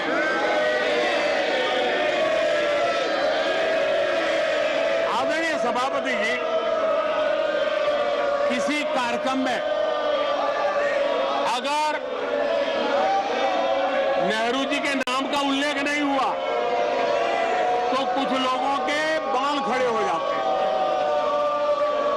उनका लहू एकदम गर्म हो जाता है कि नेहरू जी का नाम क्यों नहीं दिया। आदरणीय सभापति जी, मैं बहुत आश्चर्य होता है कि चलो भाई, हमसे कभी छूट जाता होगा नेहरू जी का नाम, और छूट जाता होता होगा हम ठीक भी कर लेंगे क्योंकि वो देश के पहले प्रधानमंत्री थे। लेकिन मुझे ये समझ नहीं आता है कि उनकी पीढ़ी का कोई व्यक्ति नेहरू सरनेम रखने से डरता क्यों है? क्या शर्मिंदगी है नेहरू सरनेम रखने से? क्या शर्मिंदगी है? इतना बड़ा महान व्यक्तित्व अगर आपको मंजूर नहीं है, परिवार को मंजूर नहीं है, और हमारा हिसाब मांगते रहते हो। मैं एक बात को जानना चाहता हूं, मैं एक गंभीर विषय की ओर अब ध्यान देना भी चाहता हूं। महत्वपूर्ण विषयों को स्पर्श किया है, और आज देश में आर्थिक नीतियों की जिनको समझ नहीं है, जो 24 घंटे राजनीति के सिवा कुछ सोचते नहीं है, जो सत्ता के खेल खेलना यही जिनको सार्वजनिक जीवन का काम दिखता है, उन्होंने अर्थनीति को अनर्थ नीति में परिवर्तित कर दिया। मैं उनको चेतावनी देना चाहता हूं, और मैं इस सदन की गंभीरता के साथ उनसे कहना चाहता हूं कि अपने रिस्पेक्टिव स्टेट को जाके समझाएं कि ये गलत रास्ते पर न चले जाएं। ये भी दुर्भाग्यपूर्ण है, इतने महत्वपूर्ण सदन में कुछ लोगों का व्यवहार, कुछ लोगों की वाणी न सिर्फ सदन को लेकिन देश को निराश करने वाली रही।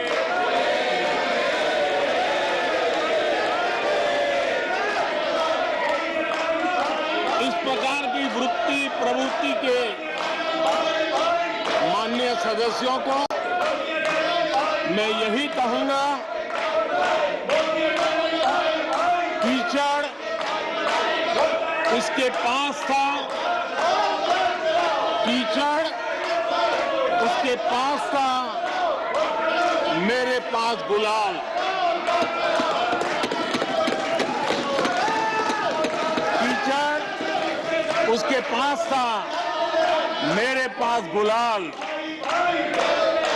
जो भी जिसके पास था उसने दिया उछाल।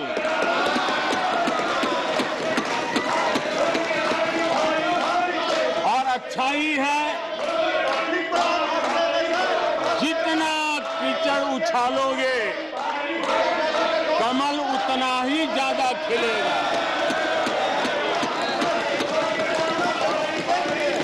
और इसलिए कमल खिलाने में आपका प्रत्यक्ष परोक्ष जो भी योगदान है, इसके लिए मैं उनका भी आभार व्यक्त करता हूं।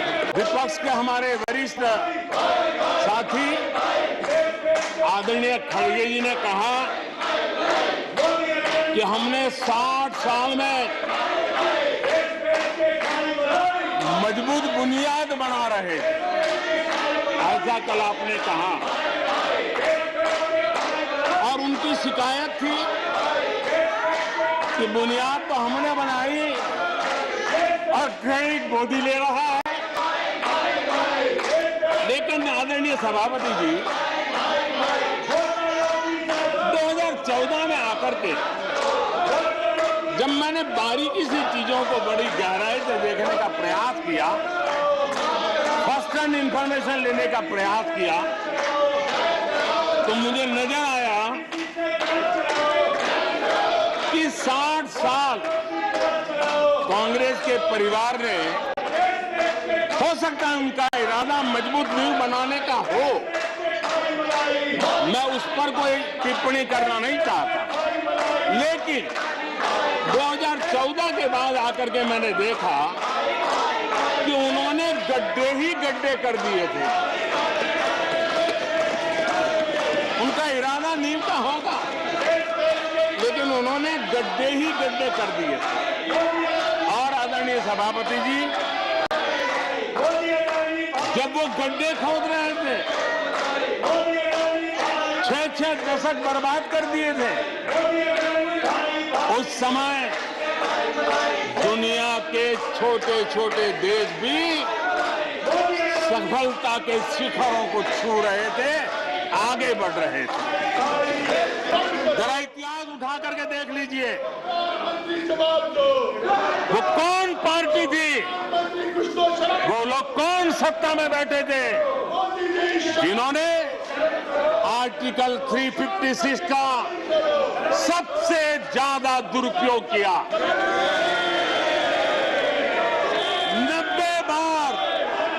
90 बार चुनी हुई सरकारों को गिरा दिया।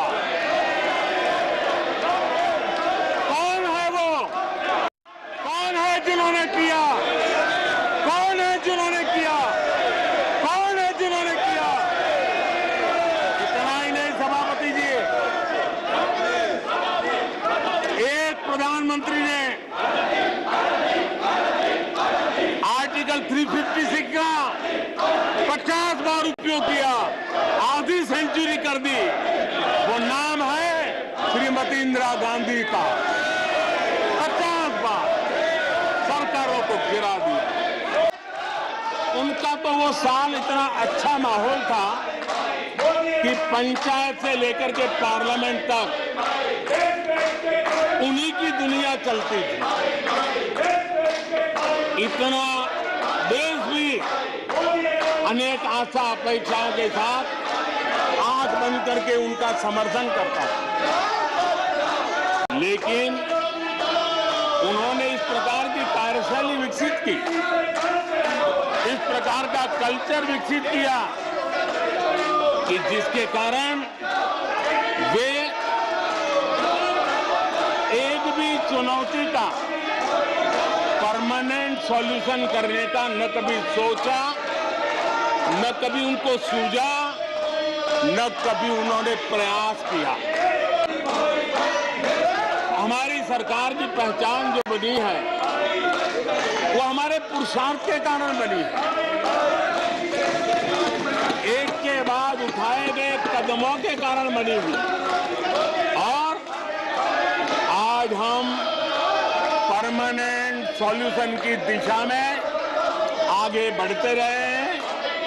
हम एक एक विषय को छू करके भागने वाले लोग नहीं, लेकिन देश की मूलभूत आवश्यकताओं को परमानेंट सॉल्यूशन पर बल देते हुए हम आगे बढ़ रहे हैं। तो खड़गे जी शिकायत कर रहे थे कि मोदी जी बार बार मेरे चुनावी क्षेत्र में आते हैं। वो कह रहे थे मोदी जी कलबुर्गी आ जाते हैं।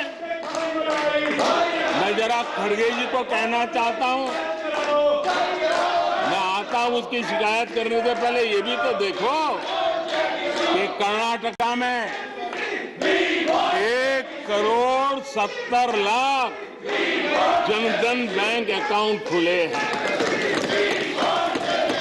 इतना ही नहीं, उन्हीं के इलाके में कलबुर्गी में 8 लाख से ज्यादा जनधन खाते खुले हैं। अब सभापति जी बताइए, इतने बैंक के खाते खुल जाए, इतना एम्पावरमेंट हो जाए, लोग इतने जागरूक हो जाए और किसी का इतने सालों के बाद खाता बंद हो जाए तो उनकी पीड़ा मैं समझ सकता हूँ और बार बार उनका दर्द झलकता है। और मैं तो हैरान हूँ, कभी कभी यहाँ तक कह देते हैं एक दलित को हरा दिया। अरे भाई, उसी इलाके की जनता जनार्दन है, उसने दूसरे दलित को जीता दिया। अब आपको जनता नकार दे रही है, आपको हटा रही है, आपका खाता बंद कर रही है और आप रोना यहाँ रो रहे हो। जैसे महात्मा गांधी जी कहते थे, श्रेय और प्रेय, हमने श्रेय का रास्ता चुना है, प्रिय लग जाए आराम कर ले, वो रास्ता हमने नहीं चुना है। मेहनत करनी पड़ेगी तो करेंगे, दिन रात खपाना पड़ेगा तो खपाएंगे, लेकिन जनता जनार्दन के एस्पिरेशन को चोट नहीं पहुंचने देंगे और उसके एस्पिरेशन सिद्धियों में परिवर्तित हो जाए और देश विकास की यात्रा को पार करे, इसके लिए हम काम करते रहेंगे। इन सपनों को लेकर के चलने वाले हम लोग हैं और हमने वो करके दिखाया कि हर घर को एलपीजी कनेक्शन देंगे। हमें मालूम था कि हम कर रहे हैं, हमें मेहनत करनी पड़ेगी। हमें मालूम था हमें धन खर्च करना पड़ेगा। हमें मालूम था हमें दुनिया भर से गैस लाना पड़ेगा। ये सब दबाव की संभावना जानने के बावजूद भी हमारी प्राथमिकता मेरे देश का नागरिक था, हमारी प्राथमिकता हमारे देश के सामान्य लोग थे और इसलिए हमने 32 करोड़ से ज्यादा परिवारों के पास गैस कनेक्शन पहुंचाए। नया इंफ्रास्ट्रक्चर खड़ा करना पड़ा, धन खर्चना पड़ा। आदरणीय सभापति जी, इस एक उदाहरण से आप समझ सकते हैं कि हमें कितनी मेहनत करनी पड़ी होगी, लेकिन हमने आनंद के साथ, संतोष के साथ, गर्व के साथ इस मेहनत को किया और मुझे खुशी है कि सामान्य मानवी को उसका संतोष मिला। इससे बड़ा एक सरकार के लिए संतोष क्या हो सकता है। देश हमारे साथ है। कांग्रेस को बार बार देश नकार रहा है, लेकिन कांग्रेस और उसके साथी अपनी साजिशों से बाज नहीं आते हैं और जनता ये देख भी रही है और उनको हर मौके पर सजा भी देती रही। जब देश को आधुनिक होना है, नए संकल्पों को पार करना है, तो हम साइंस और टेक्नोलॉजी के सामर्थ्य को नकार नहीं सकते। साइंस और टेक्नोलॉजी के महत्व को हमारी सरकार भली भांति समझती है, लेकिन हम टुकड़ों में नहीं सोचते, हम टोकनिज्म में नहीं सोचते हैं। हम साइंस और टेक्नोलॉजी की तरफ से देश को आगे बढ़ाने के लिए हर दिशा में काम कर रहे हैं, सार्वत्रिक प्रयास कर रहे हैं, अनेक विध इनिशिएटिव ले रहे हैं और इसलिए बचपन में साइंटिफिक टेम्परामेंट डेवलप करने के लिए अटल टिंकरिंग लैब, ये वैज्ञानिक सोच के निर्माण के लिए स्कूल के लेवल पर बच्चों को हमने अवसर दिया। उससे थोड़ा आगे निकले बच्चा कुछ करना शुरू कर ले। मैं एक बात को जानना चाहता हूं, मैं एक गंभीर विषय की ओर अब ध्यान देना भी चाहता हूं। महत्वपूर्ण विषयों को मैंने स्पर्श किया है और आज देश में आर्थिक नीतियों की जिनको समझ नहीं है, जो 24 घंटा राजनीति के सिवा कुछ सोचते नहीं है, जो सत्ता के खेल खेलना यही जिनको सार्वजनिक जीवन का काम दिखता है, उन्होंने अर्थनीति को अनर्थ नीति में परिवर्तित कर दिया। मैं उनको चेतावनी देना चाहता हूं और मैं इस सदन की गंभीरता के साथ उनसे कहना चाहता हूं कि अपने रिस्पेक्टिव स्टेट को जाके समझाएं कि ये गलत रास्ते पर न चले जाएं। Rahul Srivastava, our National Affairs Editor, joins us. Maushami also is with us. She tracks the Congress party. First, let's go to Rahul. Rahul, for our viewers who have just tuned in, how would you put the Prime Minister's speech into perspective? Chetty, at a time when the BJP, the NDA government led by Narendra Modi, and Narendra Modi personally are facing for the first time something similar to what happened in before 2019 elections on the issue of Rafale. But this is much more direct, because last time around it was that Prime Minister had friends in France and he ensured help for the Anil Ambani group. But this time around, there is a slightly more direct attack.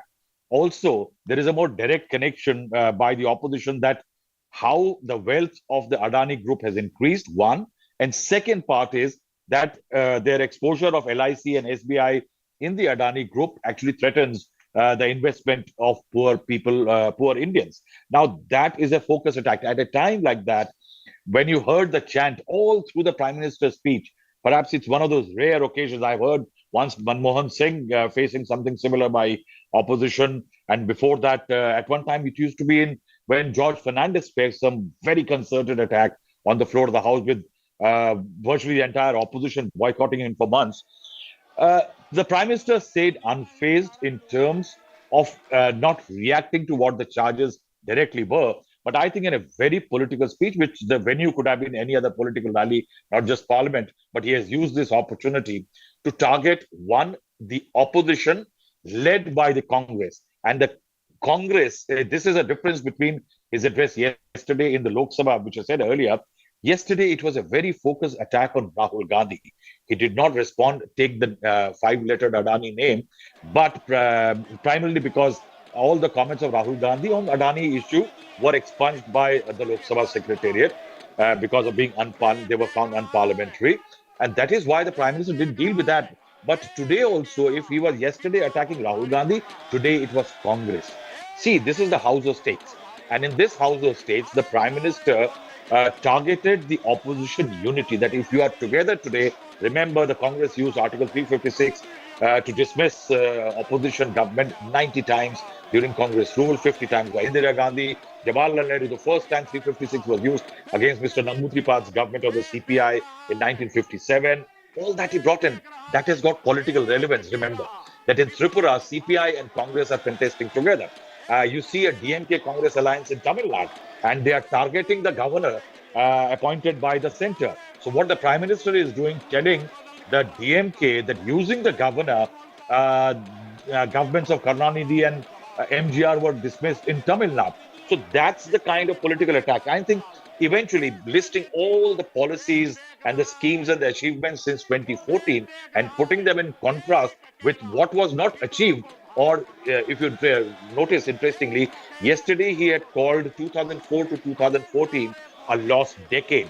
Now, today in Rajya Sabha, he talked about the lost decades since 1947 to 2014. And these are very minor things. Interestingly, attacking the Congress first family, that why aren't they using the name of surname Nehru as far as their names are concerned? Gandhi, that's a political trick, Chetty, again, raising the issue that if the Gandhi family or the Congress respond, that the Gandhi title came from Firoz Gandhi, the idea that Firoz Gandhi was not a Hindu can be brought back again to the mainstream by the BJP. I think it was a very politically tricky kind of a speech, a challenge to the Congress party in the Rajya Sabha by Prime Minister Narendra. Oh yes, it was definitely a challenge to the Congress party right there. It was very obvious. And thanks, Rahul, for putting it into perspective. Continue to be with us, Maushami. It's been a while that the Prime Minister has spoken. I'm sure we're getting some reactions coming in from the Congress party. And as Rahul said, while it was a challenge to the Congress party, we'd like to know how the Congress responds to it.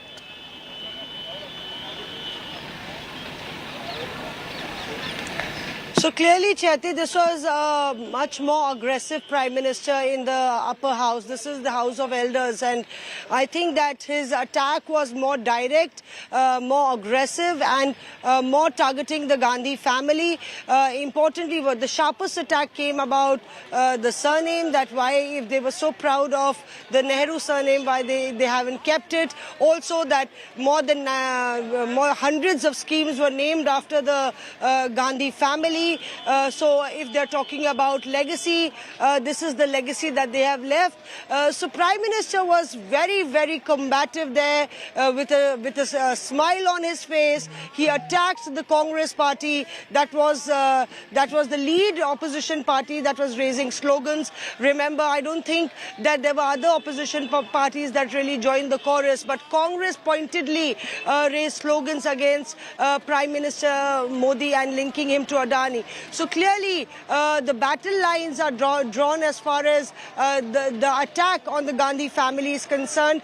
And the Prime Minister was very clear that even as he spoke about at length about the achievement of his government in the first half of his speech, the last 20 minutes was just about Modi versus the opposition. You know, that the Indians, 140 crore Indians are rallying behind Prime Minister Narendra Modi, and he's pitched against the entire opposition people who are raising slogans. So, and we saw that how, all the treasury benches joined chorus.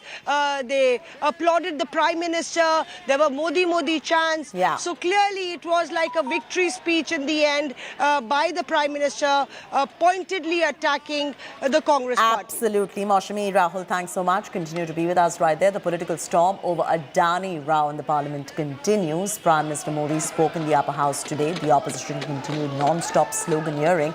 The opposition parties continued their demand of setting up a JPC, or the Joint Parliamentary Committee, to probe into the charges that have been levelled against Indian business tycoon Gautam Adani. The opposition did not stop there. Slogans such as Modi Adani Bhai Bhai and we want JPC kept reverberating in the Rajya Sabha during Prime Minister's entire address. The opposition also asked the Prime Minister Modi to not speak on LIC and the suspected scam claimed by the Hindenburg report.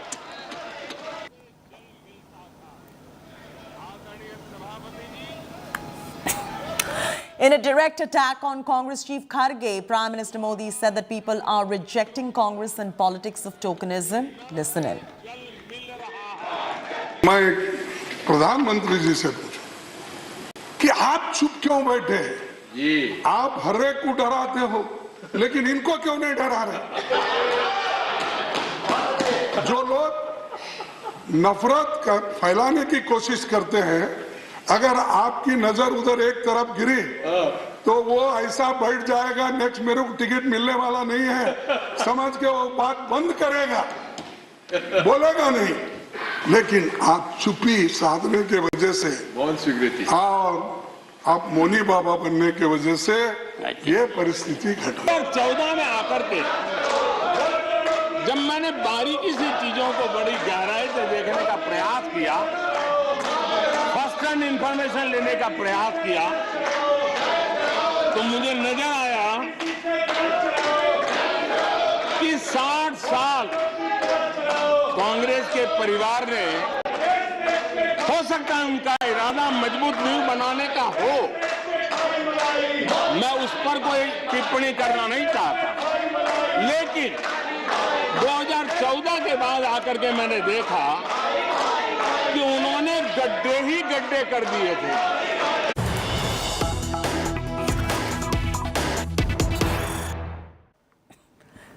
Breaking news coming in. Mallikarjun Kharge has written to Rajya Sabha Chairman Jagdeep Dhankar on parts of his Rajya Sabha speech being expunged.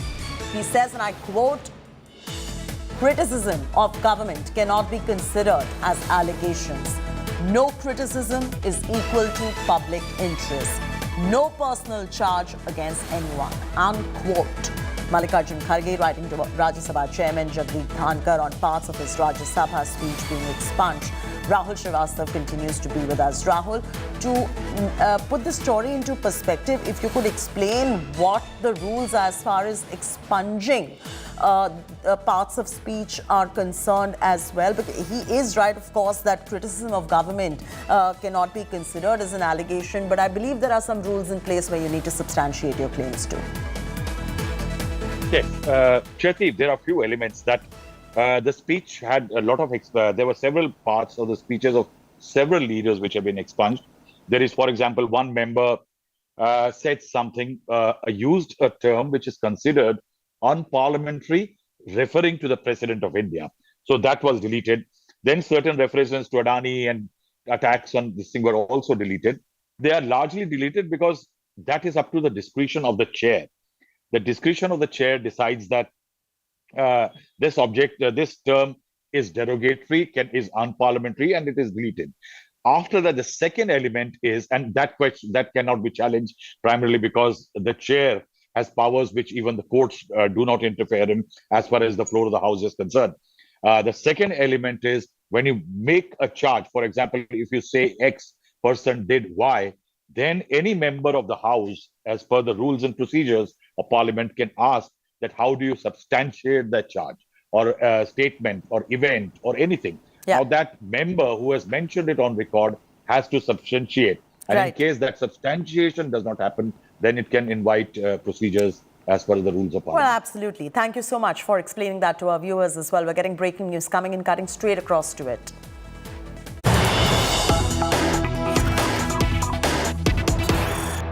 Ras put out a tweet and he said censorship in Parliament. When Prime Minister Narendra Modi spoke, no MP from the opposition, TMC, Congress, Aam Aadmi Party, BRS, CPIM and others were shown exercising their democratic right inside the Rajya Sabha.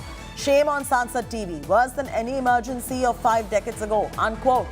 Derek O'Brien of the Trinamool Congress hitting out at the opposition parties now, saying no MP from the opposition ended up speaking or showing exercising their democratic right. Don't know what he's talking about because there was a lot of sloganeering that was happening actually while the Prime Minister was speaking. And just before that tweet, he puts out another tweet saying entire opposition united, Parliament, Rajya Sabha, Prime Minister Narendra Modi, we do not want to hear your empty words, enough, act, unquote. So these are two contradictory statements coming in from Derek O'Brien, where 2 hours before putting out this tweet, he says the entire opposition is united. Then after 2 hours, he says there's a censorship in Parliament and no MP from opposition ended up showing their or exercising their democratic right inside the Rajya Sabha, which the fact is that when the Prime Minister was speaking, you could hear a lot of sloganeering from the opposition parties. So let's get our reporter or a political reaction from TMC as well. We'll get you all of that in moments from now. But that's the latest breaking news coming in. Derek O'Brien going out there and putting out this tweet, going on to say Sansad TV worse than the emergency era.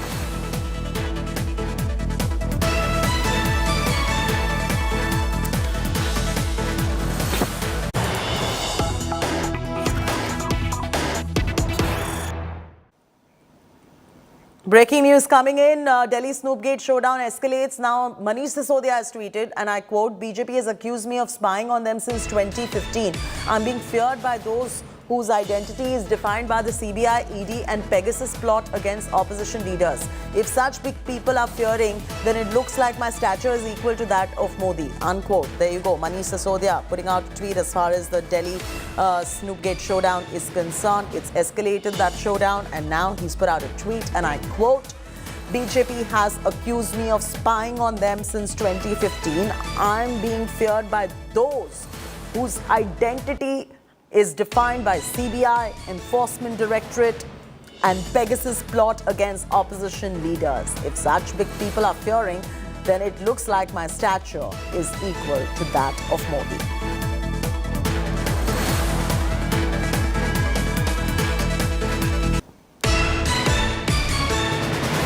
All right, so that's the latest coming in. Political showdown over Delhi Snoopgate.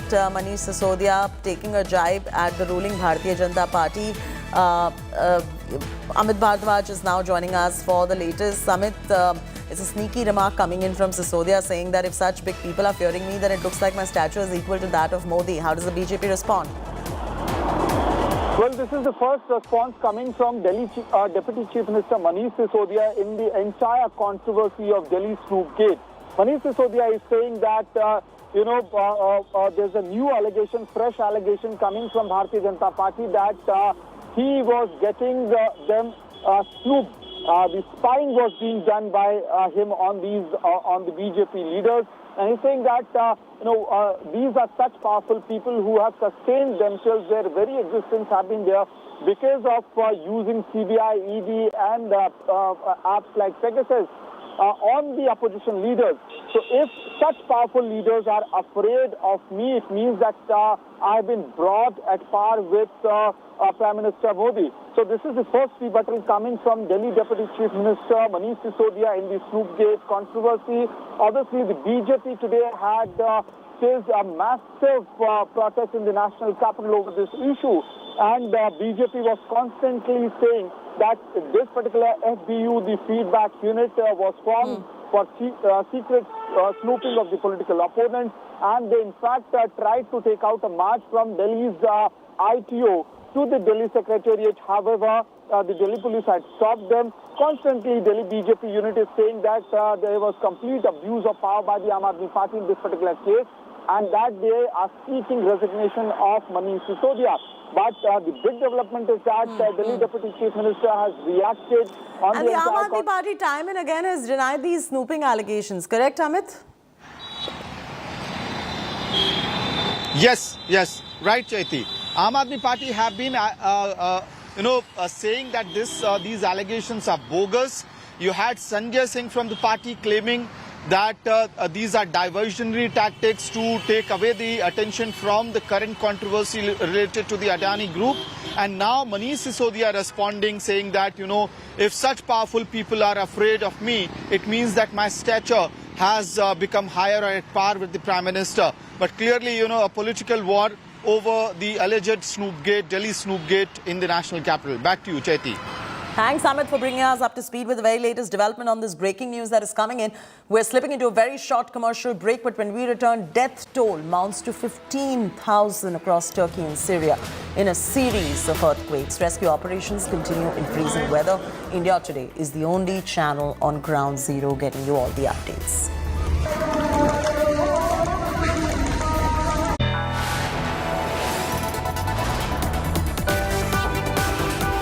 You are watching India Today.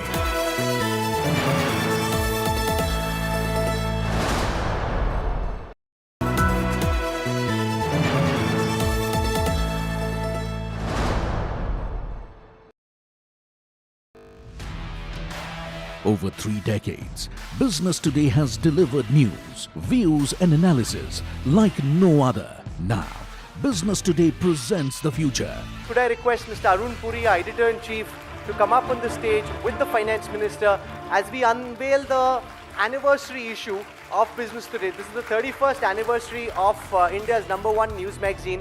BT produces a cover with an AI avatar of Pichan on its 31st anniversary issue. Visit businesstoday.in/subscribe and subscribe now.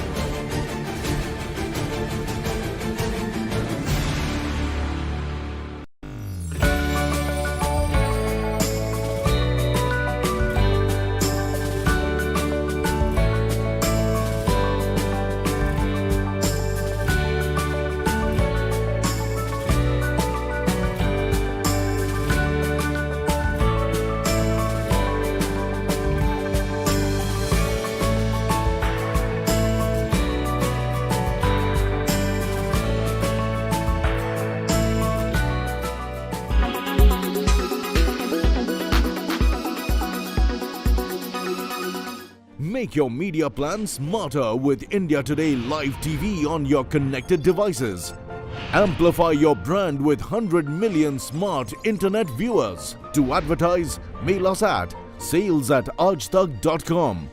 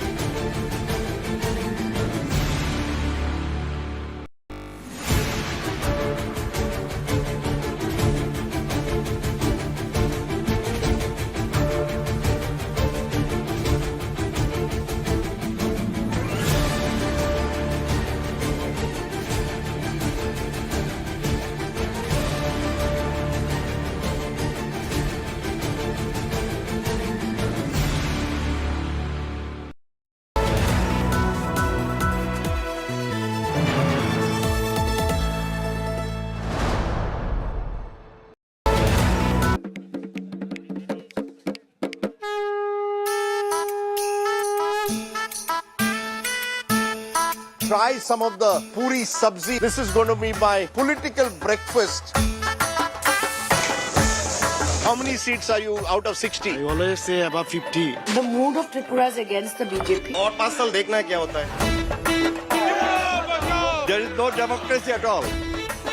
Pradyut has decided to give me extra sticky rice. PK Chai Tripura Wali. Great Indian tradition.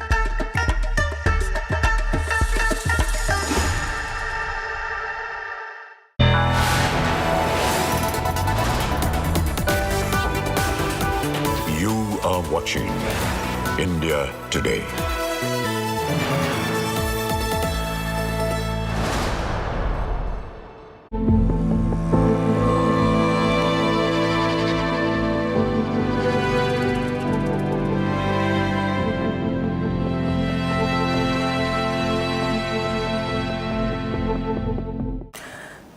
Turkey is battling the aftermath of one of the deadliest earthquakes. The death toll has now mounted to over 12,000. India Today's Gaurav Sawant is the only Indian journalist reporting from the quake zone. Here's a look at his exclusive report.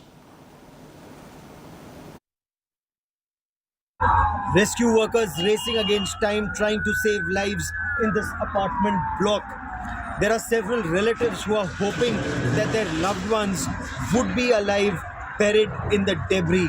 Some people have been taken out alive, but several others are still trapped inside, and that is why you have multiple teams working round the clock.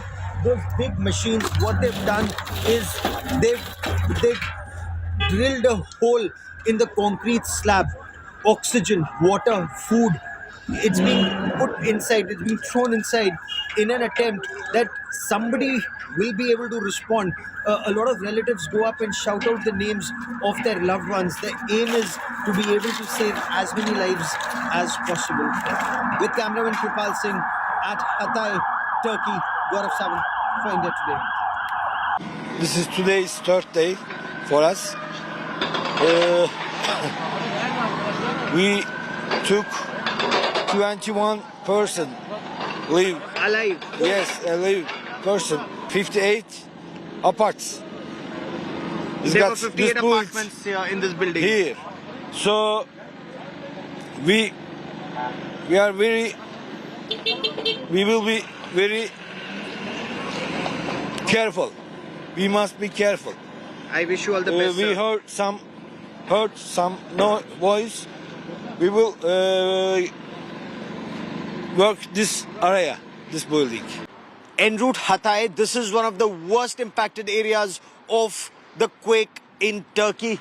Not just this house, but in this town, almost every house has been destroyed completely like this in that massive earthquake. And now people are out on the streets. If you look around, you have people who are living in makeshift accommodation here on the street, somehow trying to survive in sub-zero temperature. But the bigger aspect, and if we just walk around in this village, we'll just show you this house completely destroyed, the other house destroyed, and there is a massive fire that continues to rage in that area. Now, the reason for that is a burst gas pipeline. It still hasn't been able, the authorities still haven't been able to sort this out, because the magnitude of the crisis is so bad here that people are now having to fend for themselves. Some houses that do remain intact are serving as a base for others to live in. And like in this place, there is makeshift effort. Bread that may have been donated by neighbors, a makeshift kitchen here that's been made. And in a way, this is like a community kitchen for these people. Effort, relief in some instances from helicopter being delivered.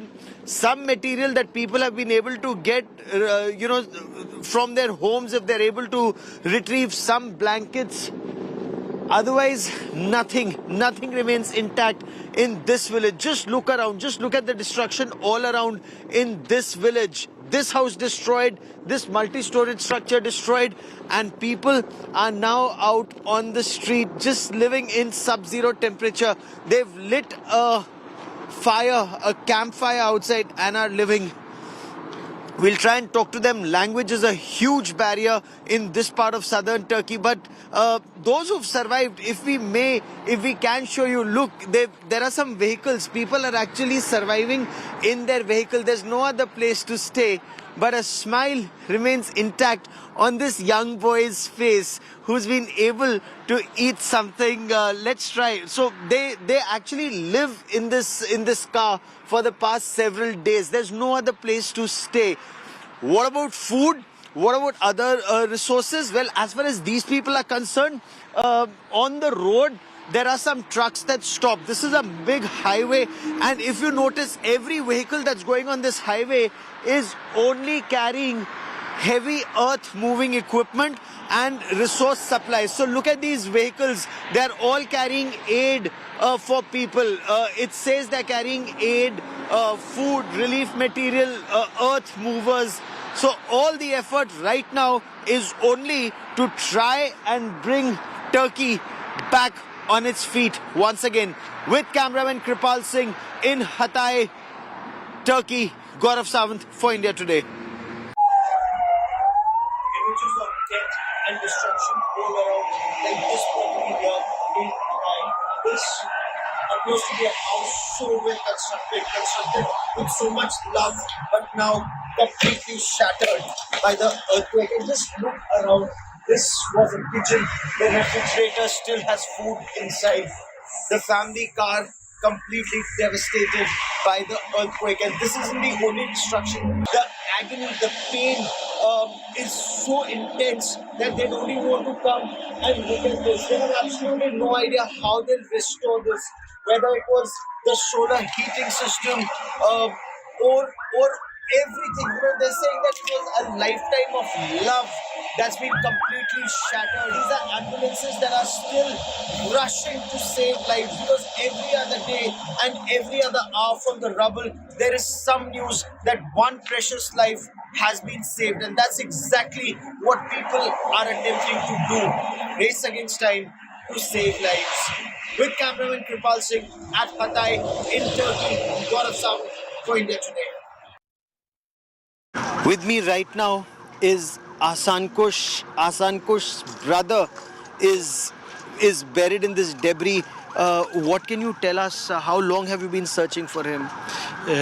We have been searching for him like 72 hours. He was a healthcare professional. He was staying at this apartment right there.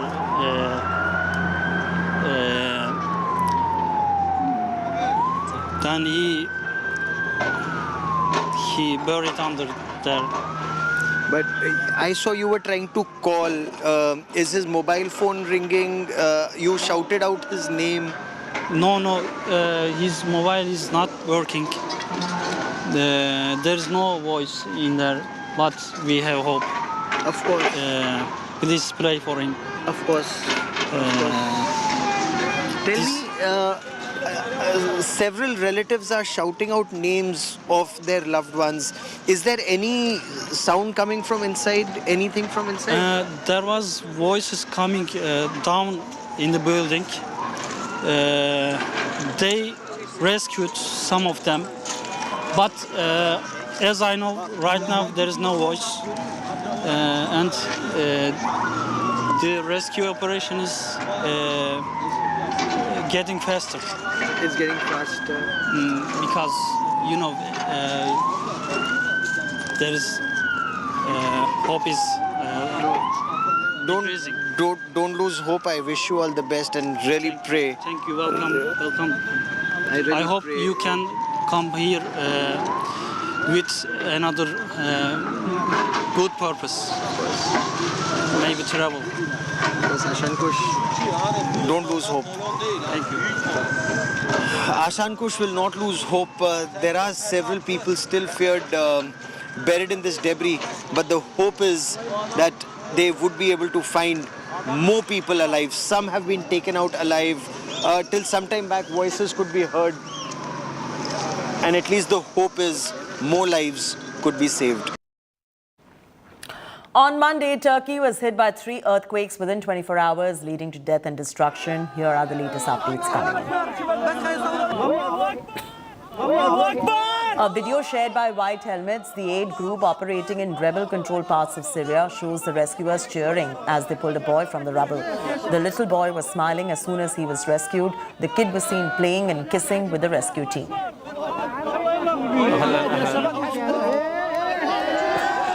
Another newborn baby rescued in Turkey's Hatay. First care was administered after the newborn infant was wrapped in a blanket after carrying out the debris. Other people dug out from the rubble were put on IV lines receiving fluids and medicines. A young boy was taken from the scene to an ambulance.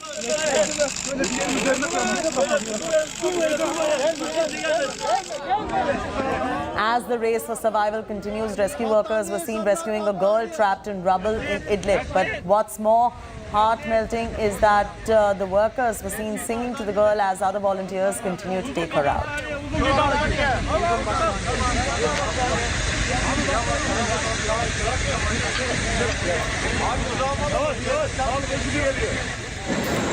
Concrete cutting equipment, hand shovels, pickaxes, generators, oxygen and food packs along with volunteers arrived to the worst impacted areas to join rescue effort.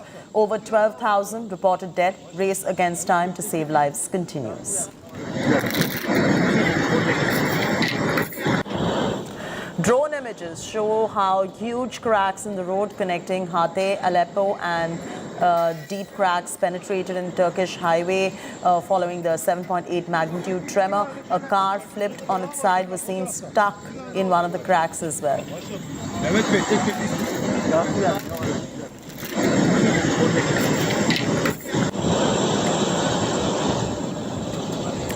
That's it from me, Chaiti Narula, on this bulletin. But stay with us. Coming up next is 5 Live with Shiv Arur. Up next, Prime Minister's fiery counter in Rajya Sabha amidst non-stop opposition heckling taunts the Gandhis and Congress as ek akela sab par bhari. देख रहा है एक अकेला कितनों को भारी पड़ रहा है एक अकेला कितनों को भारी पड़ रहा है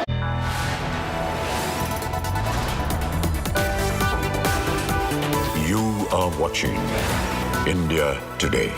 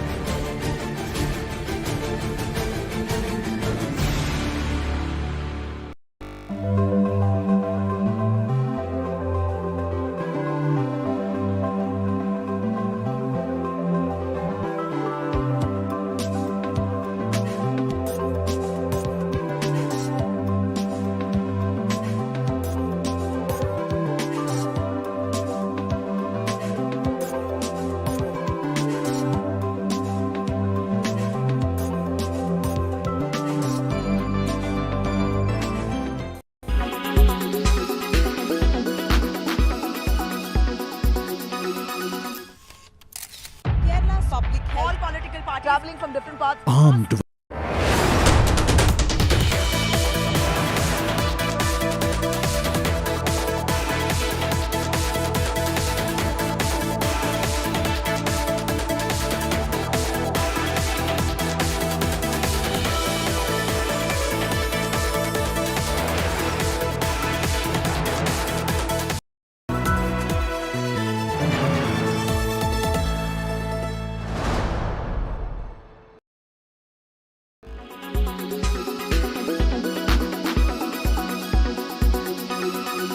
हमारे वरिष्ठ साथी आदरणीय खड़गे जी ने कहा कि हमने 60 साल में मजबूत बुनियाद बना रहे, ऐसा कल आपने कहा। और उनकी शिकायत थी कि बुनियाद तो हमने बनाई और क्रेडिट मोदी ले रहा है। लेकिन आदरणीय सभापति जी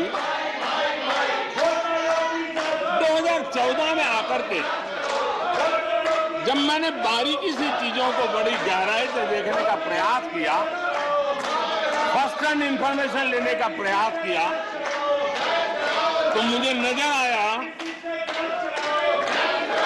कि 60 साल कांग्रेस के परिवार ने, हो सकता है उनका इरादा मजबूत नींव बनाने का हो,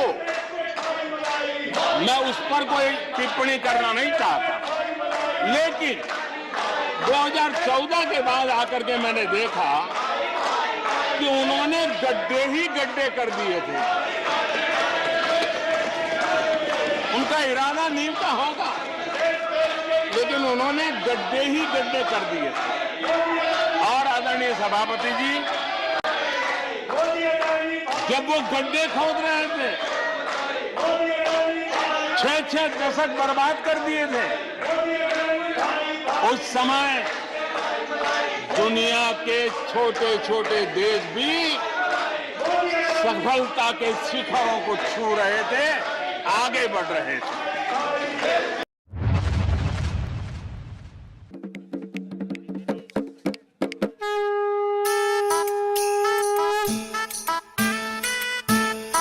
try some of the puri sabzi. This is going to be my political breakfast. How many seats are you out of 60? I always say about 50. The mood of Tripura is against the BJP. और 5 साल देखना है क्या होता है. There is no democracy at all. Pradyut has decided to give me extra sticky rice. PK Chai Tripura Wali, great Indian tradition.